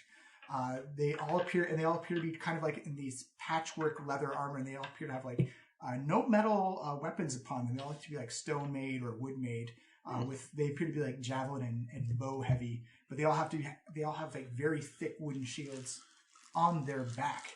And they all appear to be screaming and chittering now as it seems like the jig is up. It is your go. It's my go. Oh, geez. We didn't know you were here. May we pass? Is that your action? Give me a persuasion check. Yeah, that is my action. That's exactly what Mercy would do. Trying to negotiate out. Oh no, that is just a 3. Also, unfortunately, you also do not speak Goblin as well. No, so close. No, human, dwarven, elven, giant. And You see it kind of like wave its spear, like wata wata. Like looks like they're all like grouping up together. That is, you can move if you like, or a bonus action. I'm gonna come over to you. Yeah, no problem. No, I will. Yeah, that's all I'll do. No problem. Yep. That's it. Okay, it's Iku's turn, and she says, Alethra, I do not think Batiri goblins aren't usually known for their negotiating skills. You can't help me for trying! It's like, and she casts Bless on everybody. So it's actually, it's only going to be 4 people. She can do At third level. third level, she gets 2 extra people. So that's 5 people. Yeah. So That's everybody, including Dungar. bonus. Well, she has to choose one person not to get it. 2, 3, 4. There's 5 player characters. Dungar won't get Yeah. Bless. Fair enough. Or, yeah. Time to use your trample, Dungar. Yeah, herself and... He doesn't have it He yet. doesn't have you. Oh, shit. Kel. All right. Kel immediately, again, kind of gets himself pumped up. And here comes the pain! and comes around to here. Yeah. So he's raging with his bonus action. And he'll, the first one he'll attack will be, this one right here. Okay. Okay. So that's going to be I rolled a 3. Shit. Attack recklessly! Attack recklessly. Yes, always attack. We can establish this. That's going to be a 15 versus AC. That is a push. Oh, okay. Just a hit. Now we know. Now we know. So D12. Right in the mask. Where's It's at the bottom there. Oh, right. Plus another 6. So that's 16. You cleave that goblin in twain as you slice right through its mask. Whoosh. Oh. Duran yells over. Yeah, so- Hey, Kel, you should have said, let me ask you a question. That's not proper grammar. Why would I say that? Put that in the bank for next time. I'm kind of busy fighting over here. It's a pun. What's It'll a go pun? over well. It's a pretty good pun! It is Goblin Group's 2 number go. And you actually see, Alethra, you've never seen this before. You can see like the masks stacking in the bush. You see them all kind of disappear out. And you see like one head pop up and another head pop up and then another head pop up as you see them come walking along in a stack. And I actually show you the picture. Vincent Adultman! They're doing a Vincent Adultman! It's known as a Batiri Goblin battle stack. a battle stack? No, it's from definitely henceforth gonna known have as the Vincent Adultman. Oh my god. They're like a living totem pole. Yeah. As they stack up on top of each other. Yes. And I'll just group them all together. They come walking over towards Fenquin. That's an incredible technique! As you see them, they're quite adept and quite acrobatic. And you see them, the goblins and the 2 middle goblins in the stack actually have their shields out and have actually locked legs and knees sitting on top of each other's shoulders. And you see the goblin on top pulls out a very long spear and stabs down at Fenquin. And they get advantage on the attack. Oh, Yeah, I bet. because they have the higher ground. Yep, that's exactly why. Even though I'm super tall? That's true. Well, they're 4 feet, so 4 feet times 4. 16. Okay, It's yeah. a 16-foot battle. Tower of Battle Goblins. stack, yeah. For a natural 20. Whoa! Snap. Uh-oh. I think goodness for advantage. Crit the Furbolg. For 10 and 12 piercing damage as the spear comes down. 12 piercing? 12 piercing Okay, into yeah, your you shoulder. hit 10 and 12, it's like, that's a lot, John. No, it was just one attack. Yeah. Okay. The Goblin Battle Stack, or the Goblin group next to Alethra and Kel, they're going to see them. You see them begin to stack up as well. They're a little shorter. Only 3 than- left. They're a little shorter, so they're only 12 feet tall. As you Oh see, my, that's very big! as they're going to stab down on top of you, Kel, or Mercy. They have, I'll use my... Alethra, sorry. Me, so they have disadvantage. Disadvantage? No, they haven't. You That's haven't- actually ambiguous right now because I started attacking when they were all separate. The whole reckless thing is against one specific creature. No. You recklessly attack, and then anyone who No, I'm attacks talking about your spirit shields right now. Oh, spirit guard. Because you get to protect me because I'm in your aura, but you maybe haven't attacked this creature because you only attacked one. Yeah, no, it's the first creature I hit with an attack on my turn. And it died. And it died. Okay, yeah, it it died. problem. Cool. So, I mean, so it makes sense that now... Are they considered one creature now? No, they're separate creatures. They're still separate creatures They're right still now. separate creatures. Because it's a pain in the That- ass to take those stacks apart. Okay. That's the thing. But you see them again turn the shields around. They kind of link up. You notice these shields all form kind of like have their shields match the animal masks they have as well. So you have like a hippopotamus, a crocodile, and a tyrannosaurus. Nice. Staring you in the face as the spear on the top comes down on top of Alethra. Ooh, for a 23. That will be nice. Ouch. Ouch. It is a 7 piercing. Yeah. And the last one, which has the war boss in it, is going to shit. swarm out. They're War not boss? They're not going to stack out, but they're going to swarm in between Iku and Fenquin. Like on this side here. Yeah, perfect. Are they all in their each individual squares? Yeah, each individual squares. So Yeah, for the sake of the purpose, the goblins that are grouped up in the battle Right. stack count as 1 square. I guess like that and there. Perfect. They're going to Are pull these out- guys in a stack? No, No, these they're guys are in a stack. Yeah. I didn't really know a good way to... Maybe we should put a ring around them and then Yeah, that's a great idea. put one in Or there just for a put, ring. one and there's a ring, yeah. Or we could put as many rings as 3 in the stack. I was about to say. Rings, so. Yeah. There you go. 1, 2, 3. You know, if we had those height things, we could just put... Oh, cool. I see what you're saying. Yeah, perfect. All right. How many stacks there? 3? 3 total, yeah. So Yep. And what about these guys stack? No, they're not stacked. They're This swarming. one actually needs one more then, because it's 4 in that stack. Oh no, the guy on the bottom is the. Oh, gotcha. one, so- Oh, so just 2. two on EQ, 2 on Fenquin. So 2 on Fenquin. That is 22 and a 19. Yeah. Uh-oh. R.I.P. guys. For a 4 and a 5 is 9 total slashing. And on I'm on 1 hit point. EQ, is a 21 and a 23. Dang, holy Shit. crap. What are As these you guys rolling? Nothing below a 16 so far. Gee, bus. As you see them begin to slash into EQ, and she looks like she's fine. Because they do slashing damage? Yes, this is how they Yeah. welcome you to their territory. Durand, you are up. All right. Oh, man. What am I going to shoot at? I guess I'll try to... The goblin boss is the actual goblin right there. Gotcha. He What's the difference? he has feathers in his mask. I am very hurt. I'm almost dead. Yeah, definitely All take right, out some I'll of the shoot at things the big stack beside Fenquin. Okay, roll it up. No, they're not a stack. 18. 18 is unfortunately a miss as you see him turn. What? 18 is a They miss? deflect with the shield in the stack as they see you I think coming. they have a lot of Holy constitution. crap. They never probably Okay, I guess I hide as a bonus action then. Yep. You're going to be at disadvantage for the people in the Natural stack. 20. Oh, there you go. 24. Crit hide. He dives into the cargo and disappears. Yeah. You do notice that you can see the goblins on top actually have a pretty good purview of the battleground around them. Fenquin, it's your turn. Genius. Battle stacks, man. Okay, I'm so excited to finally use a goblin battle stack. I'm going to cast Spirit Bond. Well, it's not cast. I'm going to let out a bear-like shriek, and Thunder would be good right now. yeah, that's my plan.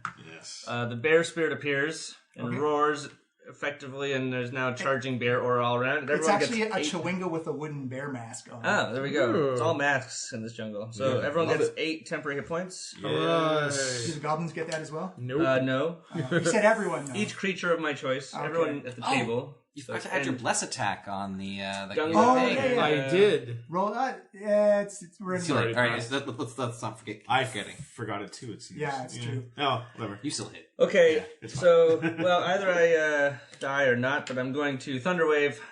Yes.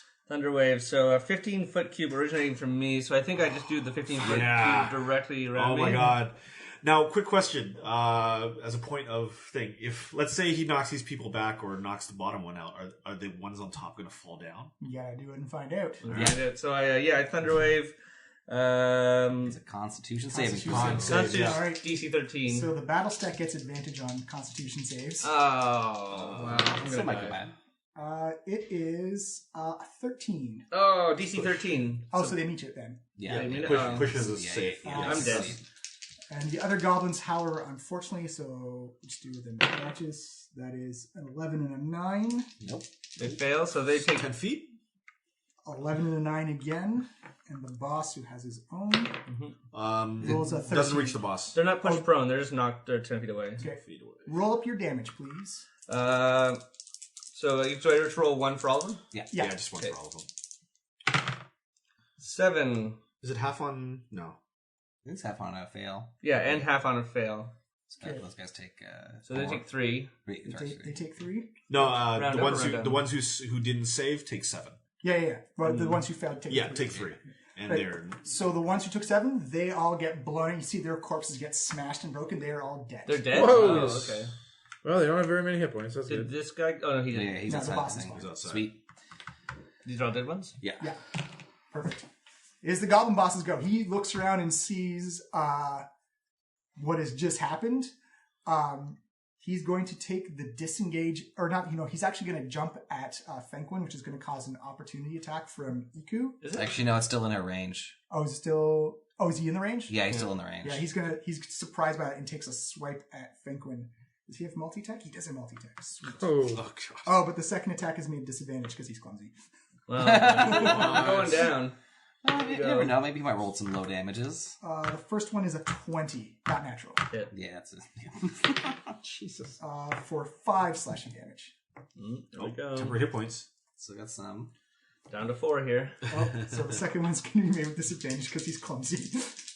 As you see, the first blade hit comes in, and he's kind of surprised you're still up, and he's like kind of looking up at you from the knees, and kind of clumsily So he like hops on one foot from the follow through. yeah, not quite sure, and that's a natural 1 on disadvantage. Yeah, there As you he go. kind of spins around and drops his other blade. Dungar, the breaker of knees. is Dungar, up. you gotta take out the stack, buddy. Sweet. All right. Dungar lumbers over. Ba-boom, ba-boom. Right through the bear chewinga. Can you challenge? Can he get back and charge? Actually, I think I was 20 feet away. He doesn't have No, trampoline. he He can can Yeah. move 1 step back don't- and charge. Yeah, We don't doesn't have have that that yet. He doesn't Yeah. have it yet. Oh, that's level 4. I know, we're talking about it. But Yeah, it's going to be great when we get it. But we don't have it yet. Oh, you got in my way. I was gonna.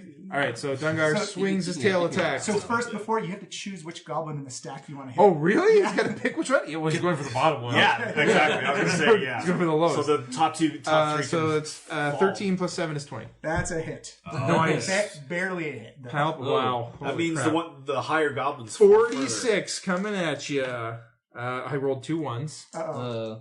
and a 6 and a 2. So that's 10 plus Dungar's 4, so 14 damage. You almost kind of kicking out the base stone on a stack of stones. You see that little bottom gun go wee, and it's like just. Does he die? Oh yeah, he's dead. Okay. And I have to do acrobatic checks for. Oh Yeah. my god, that's Because crazy. the top guy fell 15 feet. When Well, behind was 10 feet. no. He's going to be on top of the. They're all going to be on top of the Yeah. stack still. They So they all- all only move 5. They all fall prone Oh, Nice. because I didn't roll higher than a In a 5. stack, or- In a stack, they all fall on top of each other. Okay. Boom, boom, boom. And they all take a d6 damage.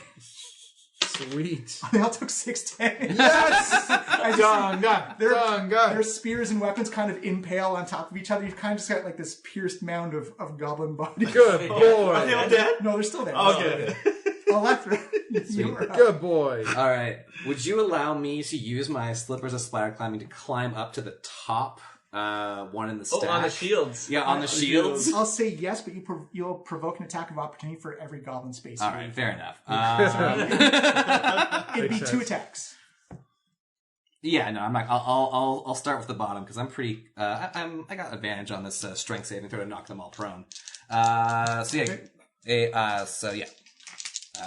to shove him. My attack. Oh, I rolled 2 18s, so it's 24 acrobatics or. They got a 24, So so it matches. So what happens there? If It doesn't affect. So you Doesn't just kind of affect? Okay. slam in. But you realize that when these goblins are stacked up, kind of goddamn tough as you Yeah. slam into it, and you see them all look down, and you all hear them kind of chitter and laugh all at the same time, what a tiny human. fair enough. I'll do an attack. Which goblin are you going to attack? I'll attack the I guess you could only Okay, reach the yeah. second one up. It's a 3 stack, so But I can't reach the top. no, so it'd be middle or bottom. Middle or bottom? I'll take the middle one. Okay, Technically, you could reach the feet of the lowest one. Yeah, no, I'll do the middle one. you'd be at disadvantage to attack the top one. Yeah. Oh, I'm using my scimitar on this also. So it's thankfully above a 5, but it is only a 13. And unfortunately, like, it clangs off the side. And so you look at the shields, you notice that the animal faces, where the eyes are, actually have holes so the goblins can see out through Right. the shield. So like the shield is like another mask on top of their mask? Yeah, it's like they have little holes so they can see through them and see what they're doing. Double mask. It is Iku's turn. She is going to smack the goblin in front of her. She might want to heal Thankwin. Right. Alright, she'll take the attack of opportunity. Well, no, she doesn't have. Well, Oh, is she close enough? No, she has to take one for this one. Yeah. That is a 22 to hit. Jesus. She's got you so see much it AC. It's cuts fine. into her, and it does look like it doesn't really anything to her. Shrugs it off. Skin is like bark, that woman. She's an old lady. Oh, was going to be good, and that's 2 1s. That's 9 plus it's 14 hit points you get healed for, Thankwin. Nice. Oh, great. And she does a cure wounds on you. She's like, "Are you okay? 14. These goblins can be quite tricky sometimes. Yes. Especially when they're all stacked up. The 2 battle stacks are notorious for their lethality. People always underestimate them, especially when they start taking to the trees." It is Kel's turn. Okay, so Kel, is just going to keep going to town with this Pick a goblin. goblin in front of us. Kel kind of strolls up shoulder to shoulder with Alethra, kind of gives her a knowing nod, and immediately starts swinging at the bottom goblin to try and kind of knock off the balance recklessly, of course. Natural 20 and a 1. Oh my god! That's why you recklessly attack. Sorry. Which goblin were you attacking? The one on the bottom. Okay, Yeah. So double damage. Let's just see what this rolls up as, and recklessly. So 12 and a 10. So describe taking out this bottom goblin. All right. So as Kel again, the tattoos on him just again start to really agitate and really kind of like get really riled up, and Kel just madness in his eyes, where he just whoosh golf swing and cuts right through the bottom goblin. And with so much force that like it cleaves in 2, but at the same time gets pushed like 10 feet off to the side. Yeah, you see 2 parts of it goes right through the mask and right through the shield. As you see 2 bits of goblin going in different directions. As you see the middle goblin falls and actually falls on his own knife and stabs himself before piercing. The top goblin actually lands perfectly on top of the second goblin. It's actually face height with Alethra. Right. Man, okay, so that was like 22. Damn. All right, that was like 26 damage. 22 plus another 6, 28. Yeah, so the second goblin stack who's standing next to Thankwin, they're all going to stand up at the same time. There's only, 3 left in there? 2. There are 3 in that one. Three. You're right. Sorry. They're all going to do 1 attack on Thankwin. All 3 As of them? they begin their war cries at being angered at being dropped It's the worst kind. out of their stack. That's a natural 1 and a 12 versus AC. It's a miss. Miss for me. One last one is a 13 versus Miss. Ooh. Hey. As you see, they've all been kind of disoriented, like not being in like this conditioned stack that they're used to be in. The first group, where it's just the 2 goblins left, one's going to attack Alethra for a 9 versus AC. That is a miss. And against Kel, with a disadvantage. with disadvantage, is also a 9. Miss. Ka-tunk, ka-tunk. So it looks like once they're out of these stacks, they're not that great. No. That one goblin is seeing how the tide is going right now. You see him run over to the catapult and cut the cord as he launches himself. This one? Yeah. And he gets out of there. Everyone give me a perception check. On which? Just a standard perception. We're just going to see where you That's why I land. wasted my 17. 20 on. 6. 15 or higher is what you need. Nope. Got it. Yeah. 8. Off in the distance, you can see this little goblin getting smaller and smaller, and it's kind of stopping. It's kind of this parachute is like boom, Of course. He just sails back into the jungle. Wow. Quite ingenious. Durand, you're up. There's no more battle stacks. All the goblins are just kind of Or singular goblins now? singular goblins. Okay, and I'm successfully hidden. Yeah. So I have an advantage. And this guy is 2 goblins. Yeah. So come closer. Give him the. All right, I'm going to shoot at the boss. Okay. The goblin boss, right? Yeah. Oh, we shouldn't. Should we kill the goblin boss or should we question him? Well, I don't. I'm going to shoot him. Nobody That's speaks for sure. Goblin, 17. so it's kind of pointless. 17 is a push. Whew. Thank goodness for advantage. Oh. They're not beasts, I guess. Right? He's going to use his reaction as he's going to grab, he's going to run over and grab a goblin within 10 feet of him and actually use him as a human shield. Oh my god. Goblin? Yeah. So he's like, he sees you lining up a shot, he's like, runs over, comes back, stands back in his original position, and holds up his goblin underling in front of him. And he takes the hit. He takes the hit. That's amazing. Okay, so that's 10 plus 12. Whoa.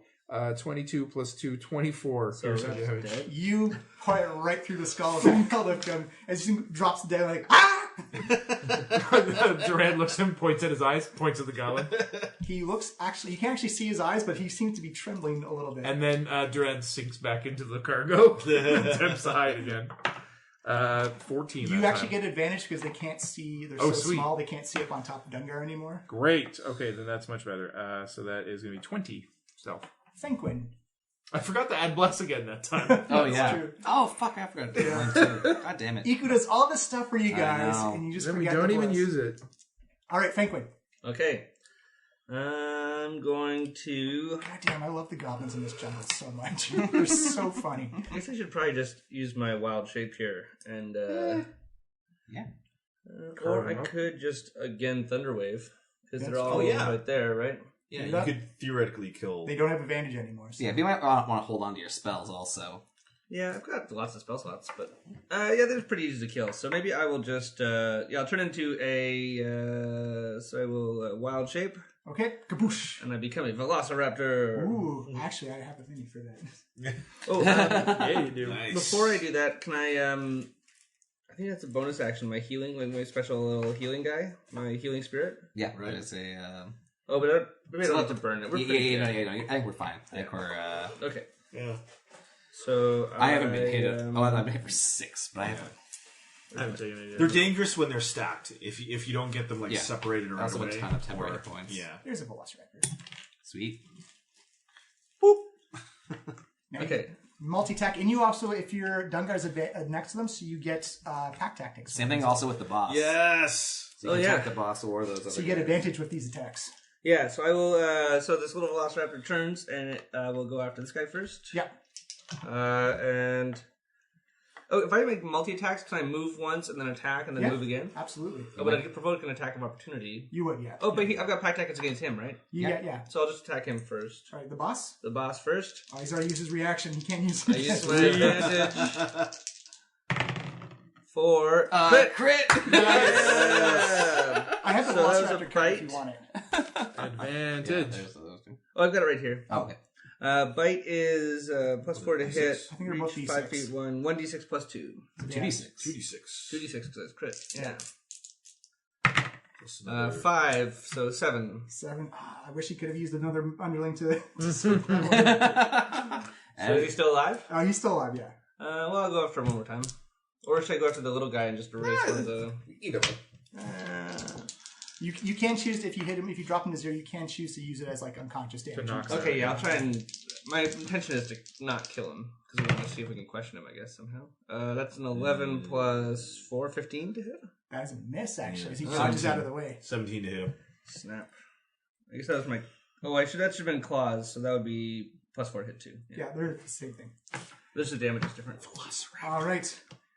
The Goblin Boss is going to use his Nimble Escape Of course. Yeah. as a bonus action and disengage. As he goes running off, he looks and you can hear, you don't understand Goblin, but you can definitely hear a curse word come out as he looks at the catapult that's already been set. Crap, somebody beat him to it. As he's going to keep running into the jungle. Right. How far does he go? He will go We're fucking chasing him. 60 feet. All right. So that's 10. 1, 2, 3, 4, 5, 6, 7, 8. Yeah, we can do it as a skill challenge for... Out of character, Iku better fucking Hulk jump over there and stop it. Dungar is it? Dungar. Or, yeah, Dungar All right. can... He's got 3 guys between him. He'll swing at the middle one. All right. Ooh, that's only a 10. That is a miss. Yep. You see them dodge out of the way. Like they all kind of like just duck at the same time as it goes sailing. Oh, it's okay. You can't win them all, boy. Kind of... Dungar lost his footing on some But mud. he's going to move over tight here, so if any of them move away, he gets an opportunity attack. A left threat. Let's do a shove on this tiny goblin. Acrobatics is the best for them. That's 19. That is an 11. He's knocked prone. I get advantage. You finally get to like smash one of these goblins in the face. You hear kind of like that dull thunk as it drops to the ground. That is a 18 to hit. 18 is a hit. Roll up your damages. I'll also spend the superiority die on this. That is 10 damage. You skewer that goblin right through the mask. All right. I'll move. Your mistake was leaving eye holes. 2, 3, 4, 5. Yeah, you can do it. I'll action surge and attack the other one. Okay. That's also a 19. That is a hit as you smack the other one on the side of the head with your sword. And that is 9 damage. He only had 1 hit point left as you just slice right through him as he just drops into 2 pieces, right through the wooden mask. All right, it is Iku's turn. So is everybody okay? Does anyone need healing or anything like that? I'm fine, yeah. She's like, okay. Doing great, yeah. She goes to whack the goblin, which is a natural 20 again. Oh, Jesus. E2. Yeah, and she smotes that goblin in front of her. Crushes it with it. You see the staff doesn't actually do a puff of smoke. She just full on squashes it in the head. Kel. All right.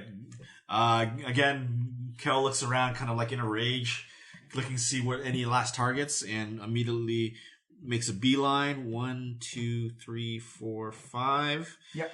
And yeah, just brings his double axe down on top of the goblin with a reckless attack, of course. Double axe to the front. And that's going to be, I rolled an 18 on its own, so 24 versus AC. That is a hit. So we're going to do that. That's going to be 6 plus another 6, 12 damage. Everyone sees Kel just bring his axe down to the ground. It looks like he didn't do anything, but you just kind of see like this little, small little red line come up the middle of the goblin. He just like folds in half. Like a wet sandwich. It is actually the last goblin's look. I think that might be it. Yeah, that's the goblin that ran. Oh. No, there's one left. Oh, no, that was the one I just got. Yeah. This is me. Oh, that's you. Oh, right. Yeah, he was a velociraptor. That is it. All right. So what we can do now, we can do a skill challenge to try and find the goblin boss, if you wish. Yeah, I dig it. So I'll say it'll be 6 successes before 2 failures. Oh, wow. Okay. He's got the advantage. Tough one. Yeah. And you can't use the same skill more than twice. More than twice, yeah. So if you come up with a creative way to track this goblin. All right. First, let's do... let me aid... You probably have the better perception than me. Yeah, I have 5. Yeah, so I'll aid Fanquin in tracking it. For, I guess, with perception. Can I use perception? Yeah, absolutely. You can. Oh no, you got to use survival for tracking. Oh, I'm plus Or 3. I guess perception to see... I don't know. The direction he went. The direction he went. Yeah, easy enough. So, do I get advantage? Yeah. 14 plus 5 is 19. That is good for a success. Okay. And now... As you see, you can actually see like the trail of blood. Not his blood, but someone else's, like the goblin he held up in front of him. Yeah. As he goes streaking off in the right. jungle. You can see he's gone about northwest. Yeah. so I Into deep brush, though. Okay. Very deep brush. So I can use survival then to track him? Yeah. Okay. But actually, I'm going to make sure everyone else has to use a yeah. skill because you've already used Right. yours. Yeah. Okay, yeah. Can I try to do something creative? Sure. Can I use intimidation? And how I'm going to do it is that I'm going to like taunt him out in the forest. So I'm going to like shake the trees, yell at him. It's like, we're coming for you. Kind of like, a horror movie from his perspective. And I'll throw a corpse like randomly where we think he went. So it's like maybe it'll fall near him and terrify him and make him run I'll say towards yes, us. Or but something. you're disadvantaged because you don't speak goblin. Oh, all right. No. It's not going to work out too well. What do you got, Durand? How you gonna... Yeah. Okay, you know what? I'll just use survival to like track him. Okay, so that's 1 on survival, 1 on tracking. 14, unless anybody can help me. I can roll advantage. On survival, I'm not trained. Yeah, Alright. you can't. You can the smearing of blood and the smearing of foot. You're wondering how he did this. Maybe he sort of spraying some of his friend's blood off. But it looks like he's created 2 paths. And it's a little confusing about. All right, so that's a where failure. that's 1 failure. All right. You got 1 more. All right, who's next? Me. I guess I'll use perception to try and. I'm going to look. Duran's actually going to look. Instead of looking at the ground to track footprints, he's going to look at the trees and try to see if he can see where leaves are rustling. Perfect. When he's going past. And any perception checks made after this will come at disadvantage. So nobody can help me with this. I already helped. Trained, we already so- did. Yeah. Nobody's trained. Well, then I'll. Oh, Iku can actually help you with that. On perception, she's Yeah, trained. but she won't be able to do her turn because her turn is helping you. Out. Yeah, Right. fine. Okay. 13 and a 10, so that is 15 perception. That's exactly what you need as you look, and he's like, oh no, it's the footprint. It's the path that's been made by footprints. You can see the shivering of bushes and treetops. So you can definitely tell the direction it's going. So that's All right. 2 successes. That way! All right, I'll use my athletics to Sprint? and try to get that way. Catch up. No, I'm not. I don't care that much about this. That's 23. That's 3 successes. You see Alether peels off, and Alether, you actually are making ground. You can actually see. You can't see him, but you can see just the fresh breakages in trees and bushes as this goblin boss is running forward. Mm-hmm. Anybody else? Can I do it? Is everyone gone over now? Yeah, this is a new round. So I've gone once in this round. I'm So in in pursuit. survival, I guess, For tracking? for tracking. Okay, I'll help out with that. Okay. Or is that my turn? Yeah, that'll be your turn. That's fine. That'll be your action, But giving it advantage is fine. Yeah, And and this will be the last time we can use survival. Yeah. Without disadvantage. Ooh, Ooh, 2 sevens. 10. 10? Yep. He's out of here. He's out. He's gone. Sorry, Sorry, guys. Shite. As you see Franklin kind of point off, oh, but wait a minute, the blight could be going this way. And you No, kind of I told you he was that way. I pointed with my hand. He was right over there. As you see the party begins to slip up, they begins to split up, and he goes we shouldn't get too separated in the Yeah. jungle here. Yes, everybody." this creature knows his way in this forest better than we. We should leave him. Perhaps there is something valuable on those bodies we've of the slain goblins. It's too bad you didn't get any further because I would have had a little moment where you walked by and the goblin was caught in the tree. All right, so yeah, you have done the Batiri goblin stack. Yeah. I'm so happy you guys got that. I want to collect their parachutes. I'm going to collect the masks off of the dead goblins. Those will be. Yeah. Those will fetch a pretty penny from a collector back in town, I'm You sure. can collect 7 intact masks. I will say, I'll give you the animals later on. And yes, Kel, you can, on the back of every shield, you notice there's a small cloth parachute made for... I take every single one, and I just be, guys, this could come in handy. You never know, so... You do realize, though, that they are parachutes for small creatures, though. Yeah, and you are a giant. Yeah, I'll just put 2 of them on. That's how physics works. Yeah, that's how things work. I'll just put 2 of them. Fine. That's fine. So I loved that encounter. As soon as I read it, I hope you guys encounter more goblins. I'll do investigation on the bodies. Yeah. That's a 21. 21.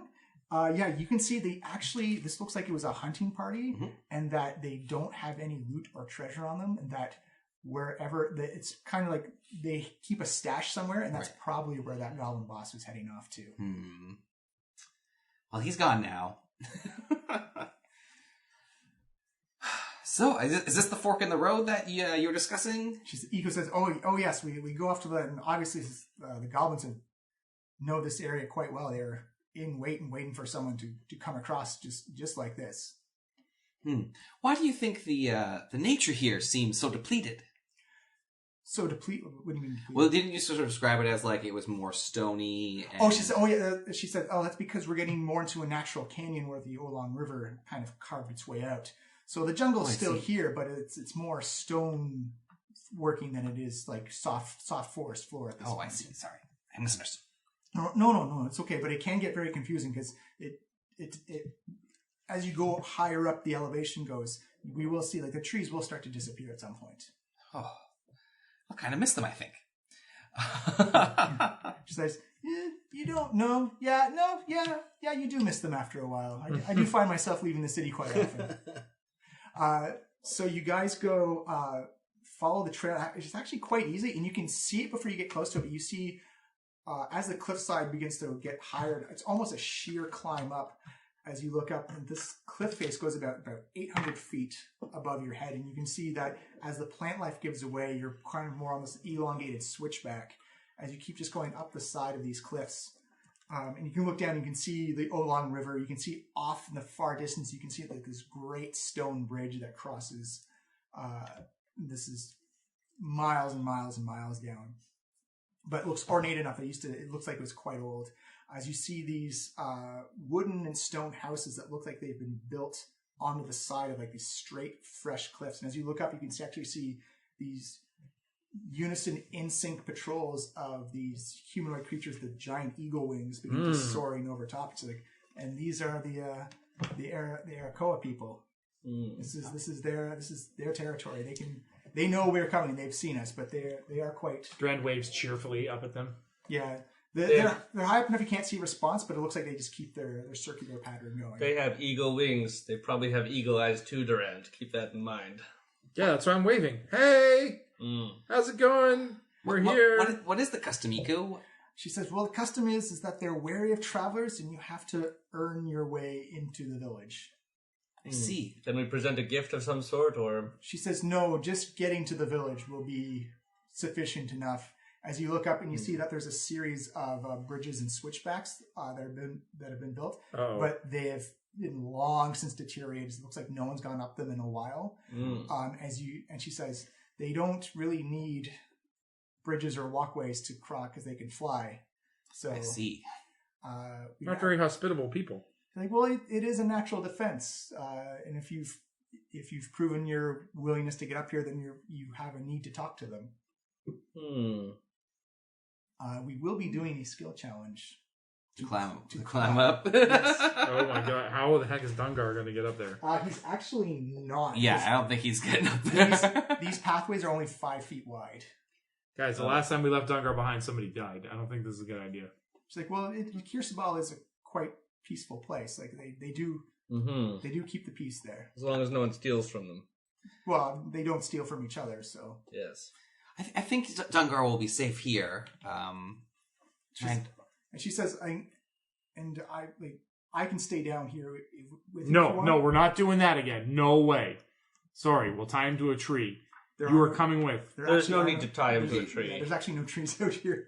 He will stay here. Yeah. Dungar, will you stay here? We must go to this strange village on the hill. He says, okay, I hope you're not gone too long. Could you leave some food so I don't have to get it off, like I can't get the food off my back. You must not eat it all at once, though. Oh, give me a persuasion check. Persuasion check. Persuasion, -1. Uh-oh. 11. 11? Yeah, it's fair enough. Yeah, it's a medium. DC 10. He says, okay, it will be hard, but I will try not to eat all the food. Yes. All right, I get him out some food for like several hours, and I lay it out by. How long do you think we'll be gone? It's up to you. It's going to take about an hour to climb up the. Dungar, eat this pile whenever you like, but this pile do not touch until the sun has touched the horizon over there. You see him nod and kind of like stamp his feet happily. Yes. And if you find any other food very close by to here, you may eat that as well, but not this pile until after the sun touches the ground. You see him look around. There's no serious trees, but there are like small like roots and moss and lichen about on the rocks. It will be like a puzzle for your lips and teeth. I do not like puzzles. Oh, well, and it will not be pleasant. All right. So as you get up to the first walkway, I'm going to need everyone to give me a strength athletics check. Okay. As you go up. No, we're going to take out some rope, and we are going to tie ourselves together, because I am still freaking exhausted, and I'm not falling off this mountain for anybody. I could change into a giant spider and ferry us up one by one. You also have spider climbing. I also my shoes. So it's easier for you to get up. Yeah. For sure. I can definitely just probably get up there. That's true. If I change into a spider, I could go up and lower a basket. It's 800 feet. It's 800 feet. Oh. Yeah. Can I just ferry people across each little gap one by one?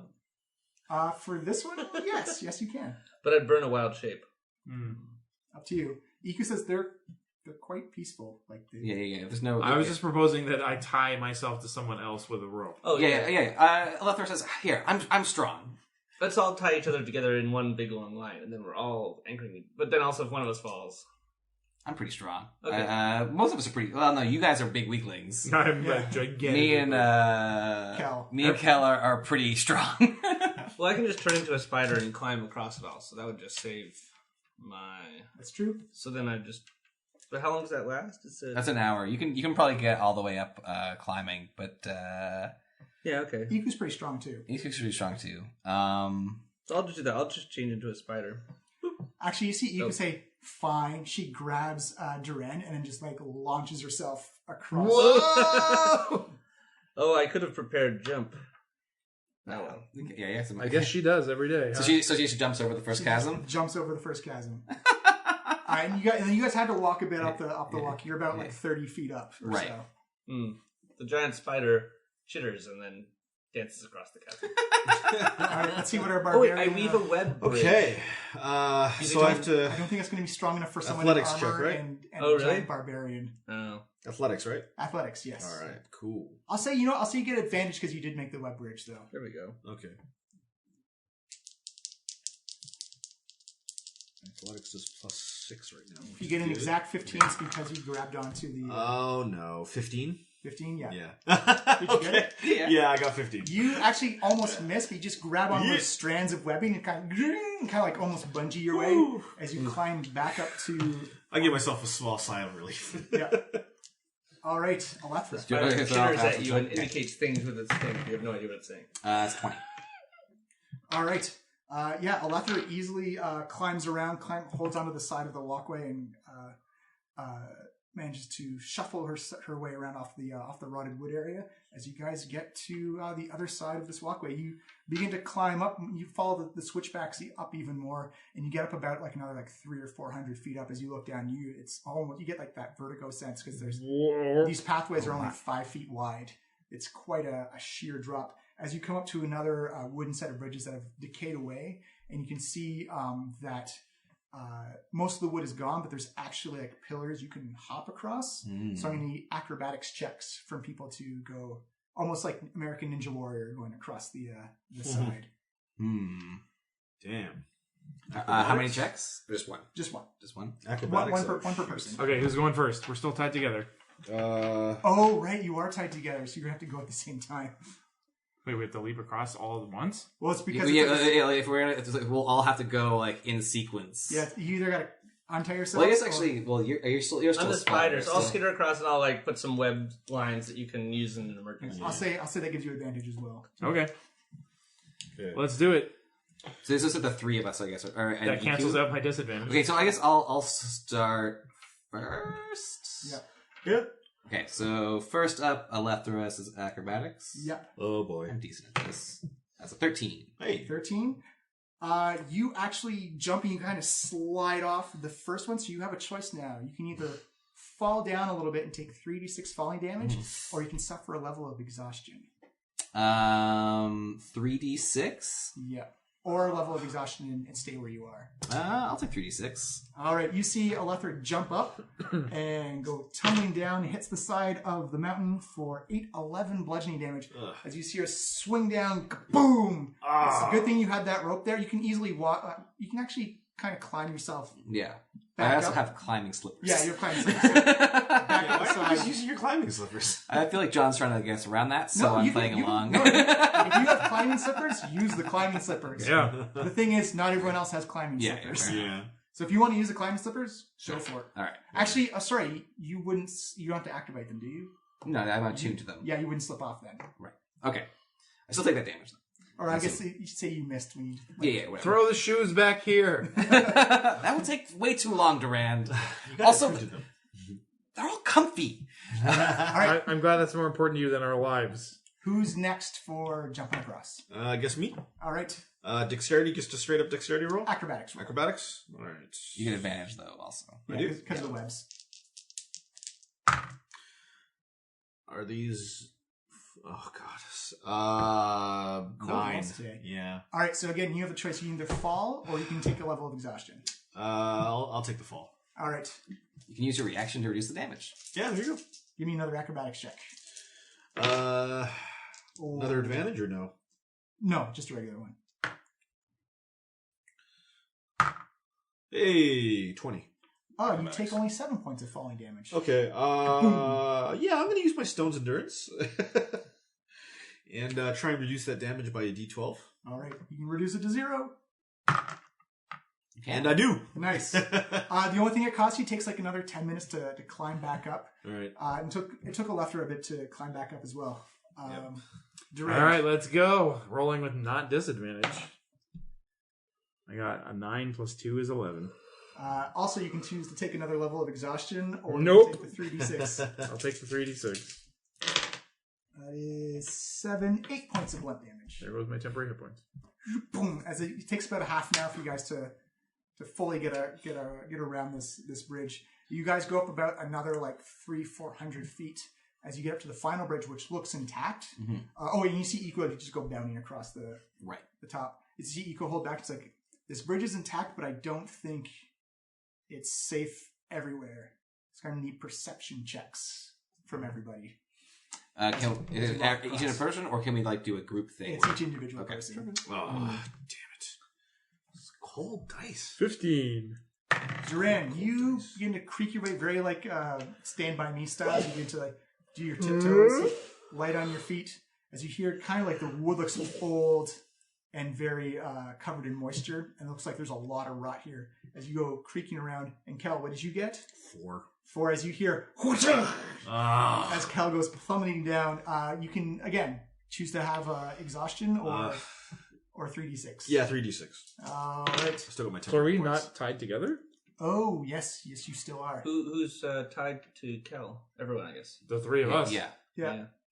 So can we do like a reactive like acrobatic check to keep him from falling? I'll say dexterity save. Yeah. Okay, dexterity save. Yeah. I'll have to damage for the save. Is this affecting both of us? Yeah. Oh yeah, I guess it'd be strength. I got save. 19 plus 4, 23. 19 still good enough. Yeah. So strength save. Yeah, strength save. That was dex for me. It's only 8. Yeah, you rolled a 19 on it anyways.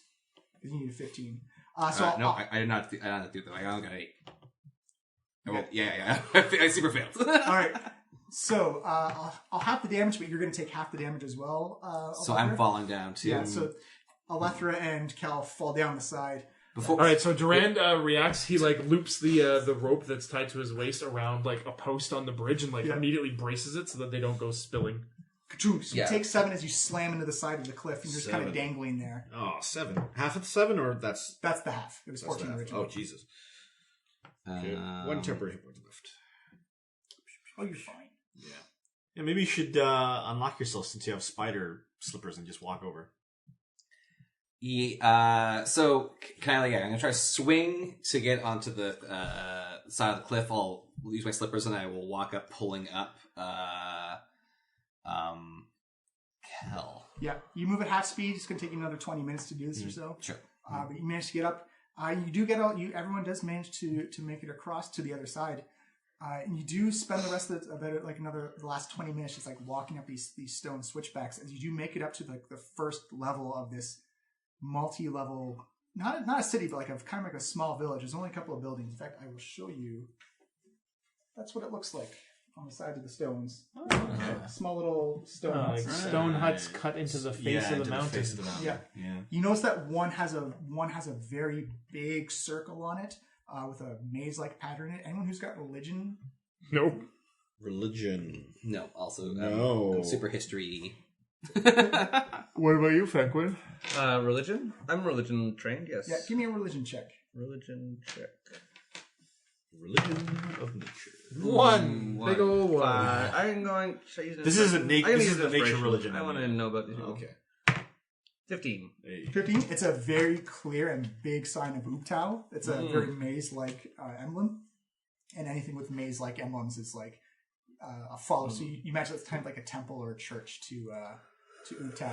And as you come up, This you is a notice, temple of Ubtao here. as you guys climb up the final pathway, you notice there is actually a full-on welcoming committee. You see Arakoa all lined up, some in robes, some in leather garb. And you notice that there's a very old Arakoa woman who looks kind of like very old, kind of like smaller than the rest, kind of hunched over with a staff. She comes walking over, and you see Iku kind of hold out her hand. She says, "Let me handle this."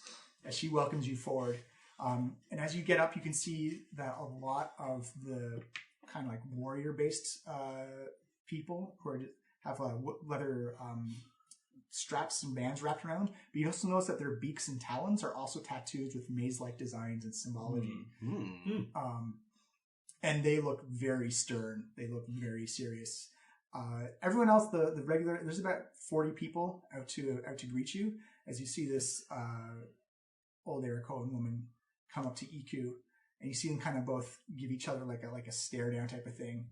And then you see the Arakoan like, "You old snake," and she said, "You old crow," and they just hug each other. Cool. And he said, I have a group who wish to visit Kir Sabal and possibly garner some information." He's like, "Well, come on in. Welcome to Kir Sabal. How may I help you?" It's the most impressive community that you have. Well, thank you. We do take pride in the place that we live in, our followings and teachings. My name is Ashara, but you may also call me the teacher. Grand Teacher Ashara, we are so honored and humbled to be allowed into such a beautiful place. You see Ashara look over at Iku, and Iku kind of gives him like the I give her my most sincere, like the grin I reserve for aristocrats and kings. Yeah, you see Iku kind of give her like that. Yeah, don't take his bullshit type of And may I add, it is a double pleasure to be welcomed by one as lovely as yourself. It's like she's watch out for flattery, youngin. It'll inflate your ego to a sense you won't know what to do with it. She says, "So we have guest houses for you to stay in. The obvious rules are participate in the community, treat us with respect, and stay out of the royal household." And where is that, so we know where not to go? Oh, she points up to one of the buildings. It is number 5. It is just actually above and to the left of the Utao building. Makes sense. Thank you so much for your gracious welcome. My name is Alethra Marsk, and, well, we're here to research the death curse. Oh, the death curse. This is good news. We've been trying to figure out the death curse. We will actively help anyone trying to fix this. So I assume you're heading to Omu then. Well, I only just recently learned of Omu. Really? Only recently? Its existence was covered up in the libraries of Port Nyanzaru. You see Ashara look up at EQ. Everyone give me an insight check. Big old insight roll of 0 gives me 17. Oh, God. 20. 20? 4. Alethra is just like, it's a 3. Fanquin and Duran kind of get this feeling of, you didn't tell them? Feeling off of Ashara as she looks at Iku. She's like, well, we can definitely help you out with that. We do have special wards and abilities to anyone who is going to try and solve the death curse. It is vital to all of us, to the whole planet, that we solve this. Absolutely. So Yes. very vital. And that is why we have been tasked to come to Chult and attempt to find a solution. Very well, very well. Well, please, you must meet our sacred guests first. They will of course be interested when any outsiders come to visit Kir Sabal. Yes, I hope that I have some information that can help you, and that you can definitely help me. She said, very well, come with me. We will. We saw you coming a couple of days out. Interesting fight you had with the goblins. We didn't think we needed to get involved at all. No, we quite took care of them challenging. quite easily. Although when they're stacked up, they're quite more of a menace than they appear. Oh yes, when you're in Schultz, always attack goblins from above. That is the safest way to do it. Oh. I found that knocking out the bottom was quite effective too. It's difficult to do, but it is interesting. And she says, and as you go walking along these switchbacks. These are made of stone. They're actually nicely carved. You actually see symbols of Utao all over the place, of like dinosaur heads or maze carvings into the railings that keep these are not open air pathways. These are clearly blocked off for visitors, and it looks like they've taken some care to make it as safe as possible for people without wings. Oh, thank you. How very considerate of you. Very courteous. It's like, well, we do have guests here that come up, and if you do make it up to the top, we do try to treat you with the utmost respect and honor.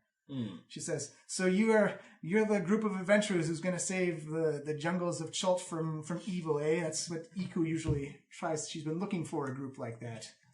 Iku is a most excellent guide, and we are very privileged to have her in our party. Oh, yes. Give me another insight check as well. Oh my god, 5. 17 again. Jesus. 17. 15. Durand and Fenquin again.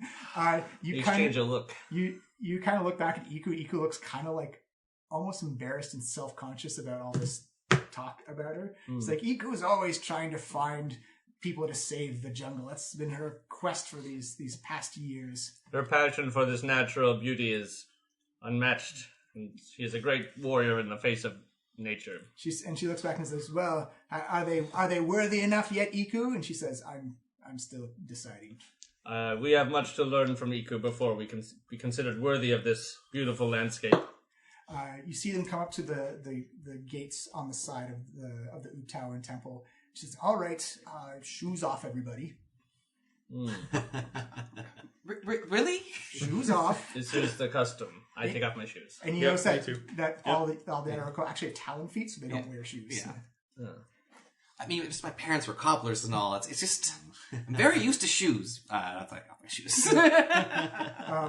As you open up, you notice that there is kind of like this very lined and rigid, kind of an honor guard of Arakoa, and they all have the same kind of tattoos on their beaks and talons of maze-like imagery, but they're all in white robes. And you notice sitting on this grand brown oak throne is this beautiful woman with ebony skin, braided hair. She has white and blue makeup, doing maze markings around her face. She has this big, long, elegant cloak made out of flowers, almost kind of like an umbra fade, going from like blues to yellows to reds to purples, all the way down. And she has this beautiful green and blue dress on it. She appears almost a silk-like substance, which has blue and red and yellow maze patterns all over her dress, as she just sits there with her hands up on the arms of the chair.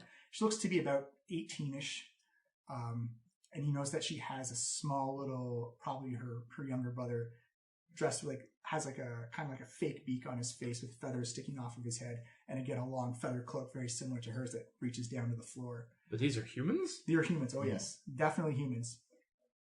And as you approach, you see Ashara come up, and she kneels down, and she looks at the rest of you and kind of like gives you the motion forward to bow, to kneel down. Actually, yeah. Leather kneels. Yeah. Mm-hmm. You see Duran kneels with a flourish. You see Iku kneel as well. Yeah, I'll kneel. Okay, and Fenquin. I will kneel as well. All right. You see a speaker come up, and you say, "Behold, Queen Maxorane, first of her name, great-granddaughter to Queen Napaka, glorious ruler of Omu and the Chultan Empire, daughter to the Queen Razan and General Omek, the last defenders of Omu before the fall, sister to dinosaurs, the sage of mazes, chosen one of the Windukes, and rightful heir to the throne of Omu and the Chultan Empire, all behold, Queen Maxorane." You see her nod, say, "And who are these travelers to come to my land?" It's Jon Snow. King of the North. I don't know this Jon Snow. What are you talking about? What is snow? I am Fenkin Furbolg, a druid from a far land. My name is Elethra Marsk, and I'm here to learn about the empires of Chult and solve the death curse. She nods. I'm Kel, the barbarian, hired hand and hero of Stonespire. And she looks at you, Durand. My lady, I am Durand Whispershade, and I never thought that my eyes would lay claim to such a vision of loveliness and power as yourself. It is truly humbling to be in your presence. You see her eyes roll a little bit. You say you come here seeking knowledge of the empires of Chult. Well, you are in the right place, for you are in the presence of your queen. Thank you for welcoming me. Your Majesty. Your Majesty. You see her actually nod as you you say that. This is the second queen I've got to meet this week. The second queen. There's only one queen of Omu, one queen of Chult. Oh, I know. And that is me. I speak of Queen Zalkore in the south, the Hanging Gardens. As soon as you say Zalkore, you hear kind of like an audible gasp. Just like, we do not talk of her anymore. I can understand. Her shame must be quite great. She says, it is. She was a righteous ruler who made a foolish decision with a fiend, and she will have to pay for that penalty for the rest of her eternity. She had some birds kidnapping me, and she was going to turn me into a statue. She turns back to Alethra. Yeah. It is true. We did not know that she was in the Hanging Gardens, but she remains in that prison. So what information do you wish to know about Omu and Chult? Well, so much many really. things. So many things. So many things. What I discovered in Portney and Zaru is that agents possibly of the city of Mesro have used their vast resources to cover up their existence and the entire history of Chult. Yes, that is known. Well, what I wish to know is the true history of Chult. She said, well, the true history of Chult lies in Omu, the jewel of the jungle, the emerald of the continent. And Portney and Zaru is a city of nothing but rebels. And when I ascend to my throne, we will take back that city and put it under proper control. Oh, I see. How can we assist you in making this happen? You see a smile begin to crawl across her face. It says, your queen would be welcome of such assistance. If we can take back the city of Omu, then we can take back the entire empire. What is in the city of Omu? She says, a great evil lies within it. We send patrols out regularly to check on it. It is full of the undead. It is full of the Yuan-Tai. It is now the home of Raznisi, and that's where he operates most of his dealings. The scholars in Chult believe that Raznisi is connected to the death curse. Do your scholars believe this too? She says, I'm not sure. It is relatively new, and our spies and our informants have not seen Raznisi working on anything so grand, so apocalyptic. In fact, we do believe he's probably quite ill. Could that have something to do with the death curse, you think? If he may suffer from it himself, it is hard to say. Interesting. We've not had a good look at him in quite some time. Although we do have spies regularly there. Why would the people of Mesro try to cover up the existence of Raznisi? When I was there, I had learned that he was connected to the undead and not to the Yuan-Tai. Well, Raznisi used to be a paladin of Mesro, and he betrayed their trust. He broke his oath, as it were. He committed genocide against a tribe of Chultans. They no longer exist. What was their name? 1 second. Let me look that up. Didn't think that one through all the way. Well, let me tell you. It's on the map, or my map at least. Because it's the name of where they used to be. Here we go.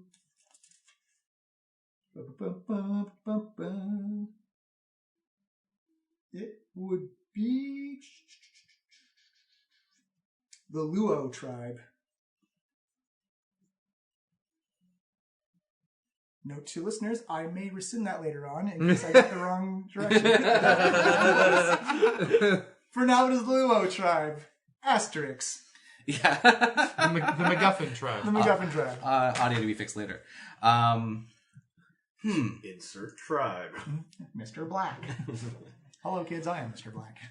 Did they have any connection to the magics of life and death? No, they had a war with Mesro, and Raznisi felt that the best way to end it would be to end their existence. It was foolish and not right or just as a ruler or doler out or someone who enforces the laws. It was quite brutal, and he was punished quite severely for it. They offered him a chance to redeem himself, but he forsake that for his own ambitions. And is that when he turned to the Yuan-Tais of Hisari? No, he did that after he lost the war. He needed an army, and my guess is he was trying to sway the Yuan-Tai to fight for him when he lost control of his undead forces. Oh, I see. So, how did he gain his undead forces? Oh, when he broke his oath, he found, I imagine, some type of god, some type of something who pales in the might of Uptao, and got the power to he had quite an army. He had giant undead turtles where his castle lay that used to walk across the jungles until we united as a force and destroyed him. You and the forces in Mesro. You see Ashar try to pipe up. She's like, yes, the forces of Mesro and I united to do so. Everyone give me an insight check. This is going to be a 5. I got a 5. Hey, 15. I also got 15. Ooh, 4. 15. Yeah, you think she's probably embellishing how much contribution she did add to that fight. Who else got a 15? Elethra. Okay, I kind of give Elethra a knowing nudge with my shoulders. Yeah.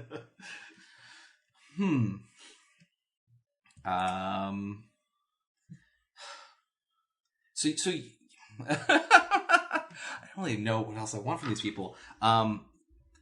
So Uptao.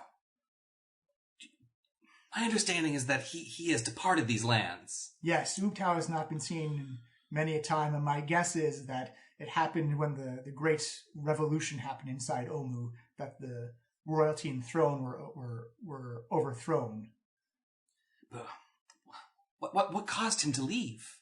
She says, for that I do not know, but I do know that without his guidance, people got lost, and the people of Omu began to follow those stupid 9 gods inside Omu. The trickster gods, I call them. The trickster gods? Yes, they all represent a different branch or spirit animal of the jungle, and they saw an opportunity and they took it. I've never heard of these gods, or actually, have I heard of these gods? No, you've never heard of these gods before. The existence of these gods is also covered up. Please, could you tell me a little bit about them? Well, the remains of Omu were buried.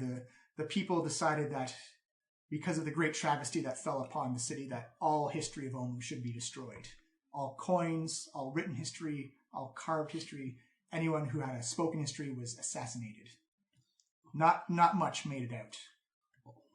Why would they do such a thing? To cover up knowledge is truly evil. Well, to prevent the escapism, or to prevent the escape of a greater evil, I imagine. The city had fallen after the true leadership of the royalty was overthrown.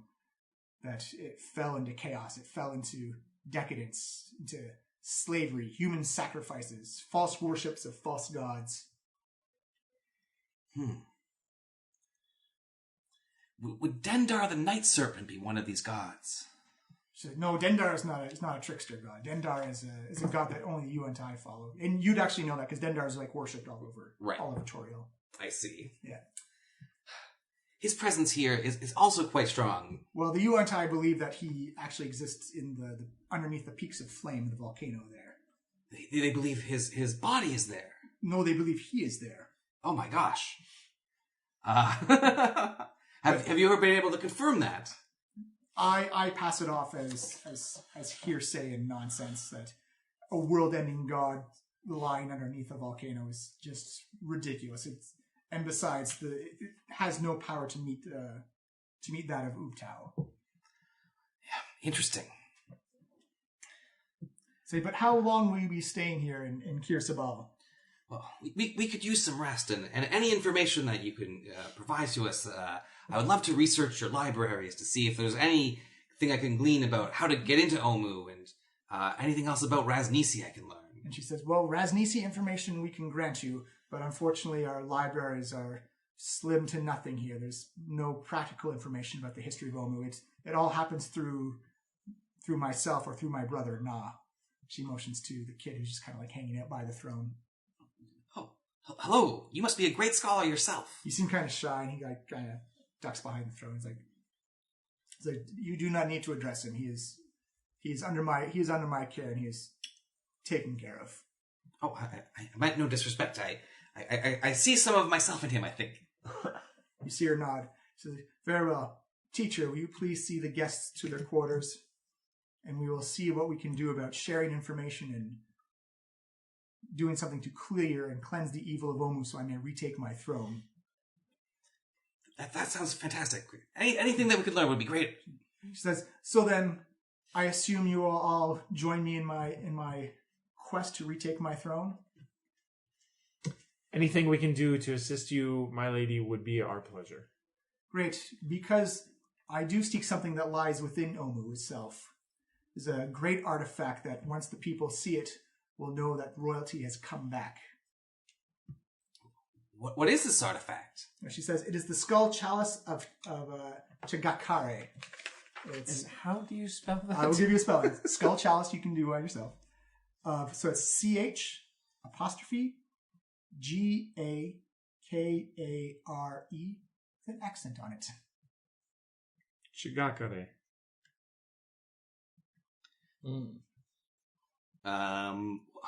What does this chalice mean? It is a sign of leadership and a sign of royalty that will bring the masses together. That once they see it, they know the royals are back, that the ruling power has returned to Omu, and Omu will return to its glory that it once was.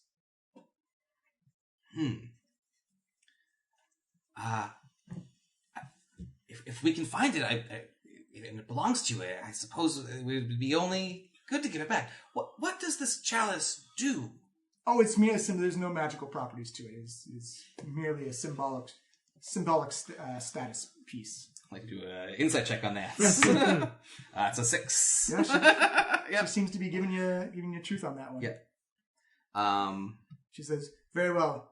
The teacher will take care of your needs for the day.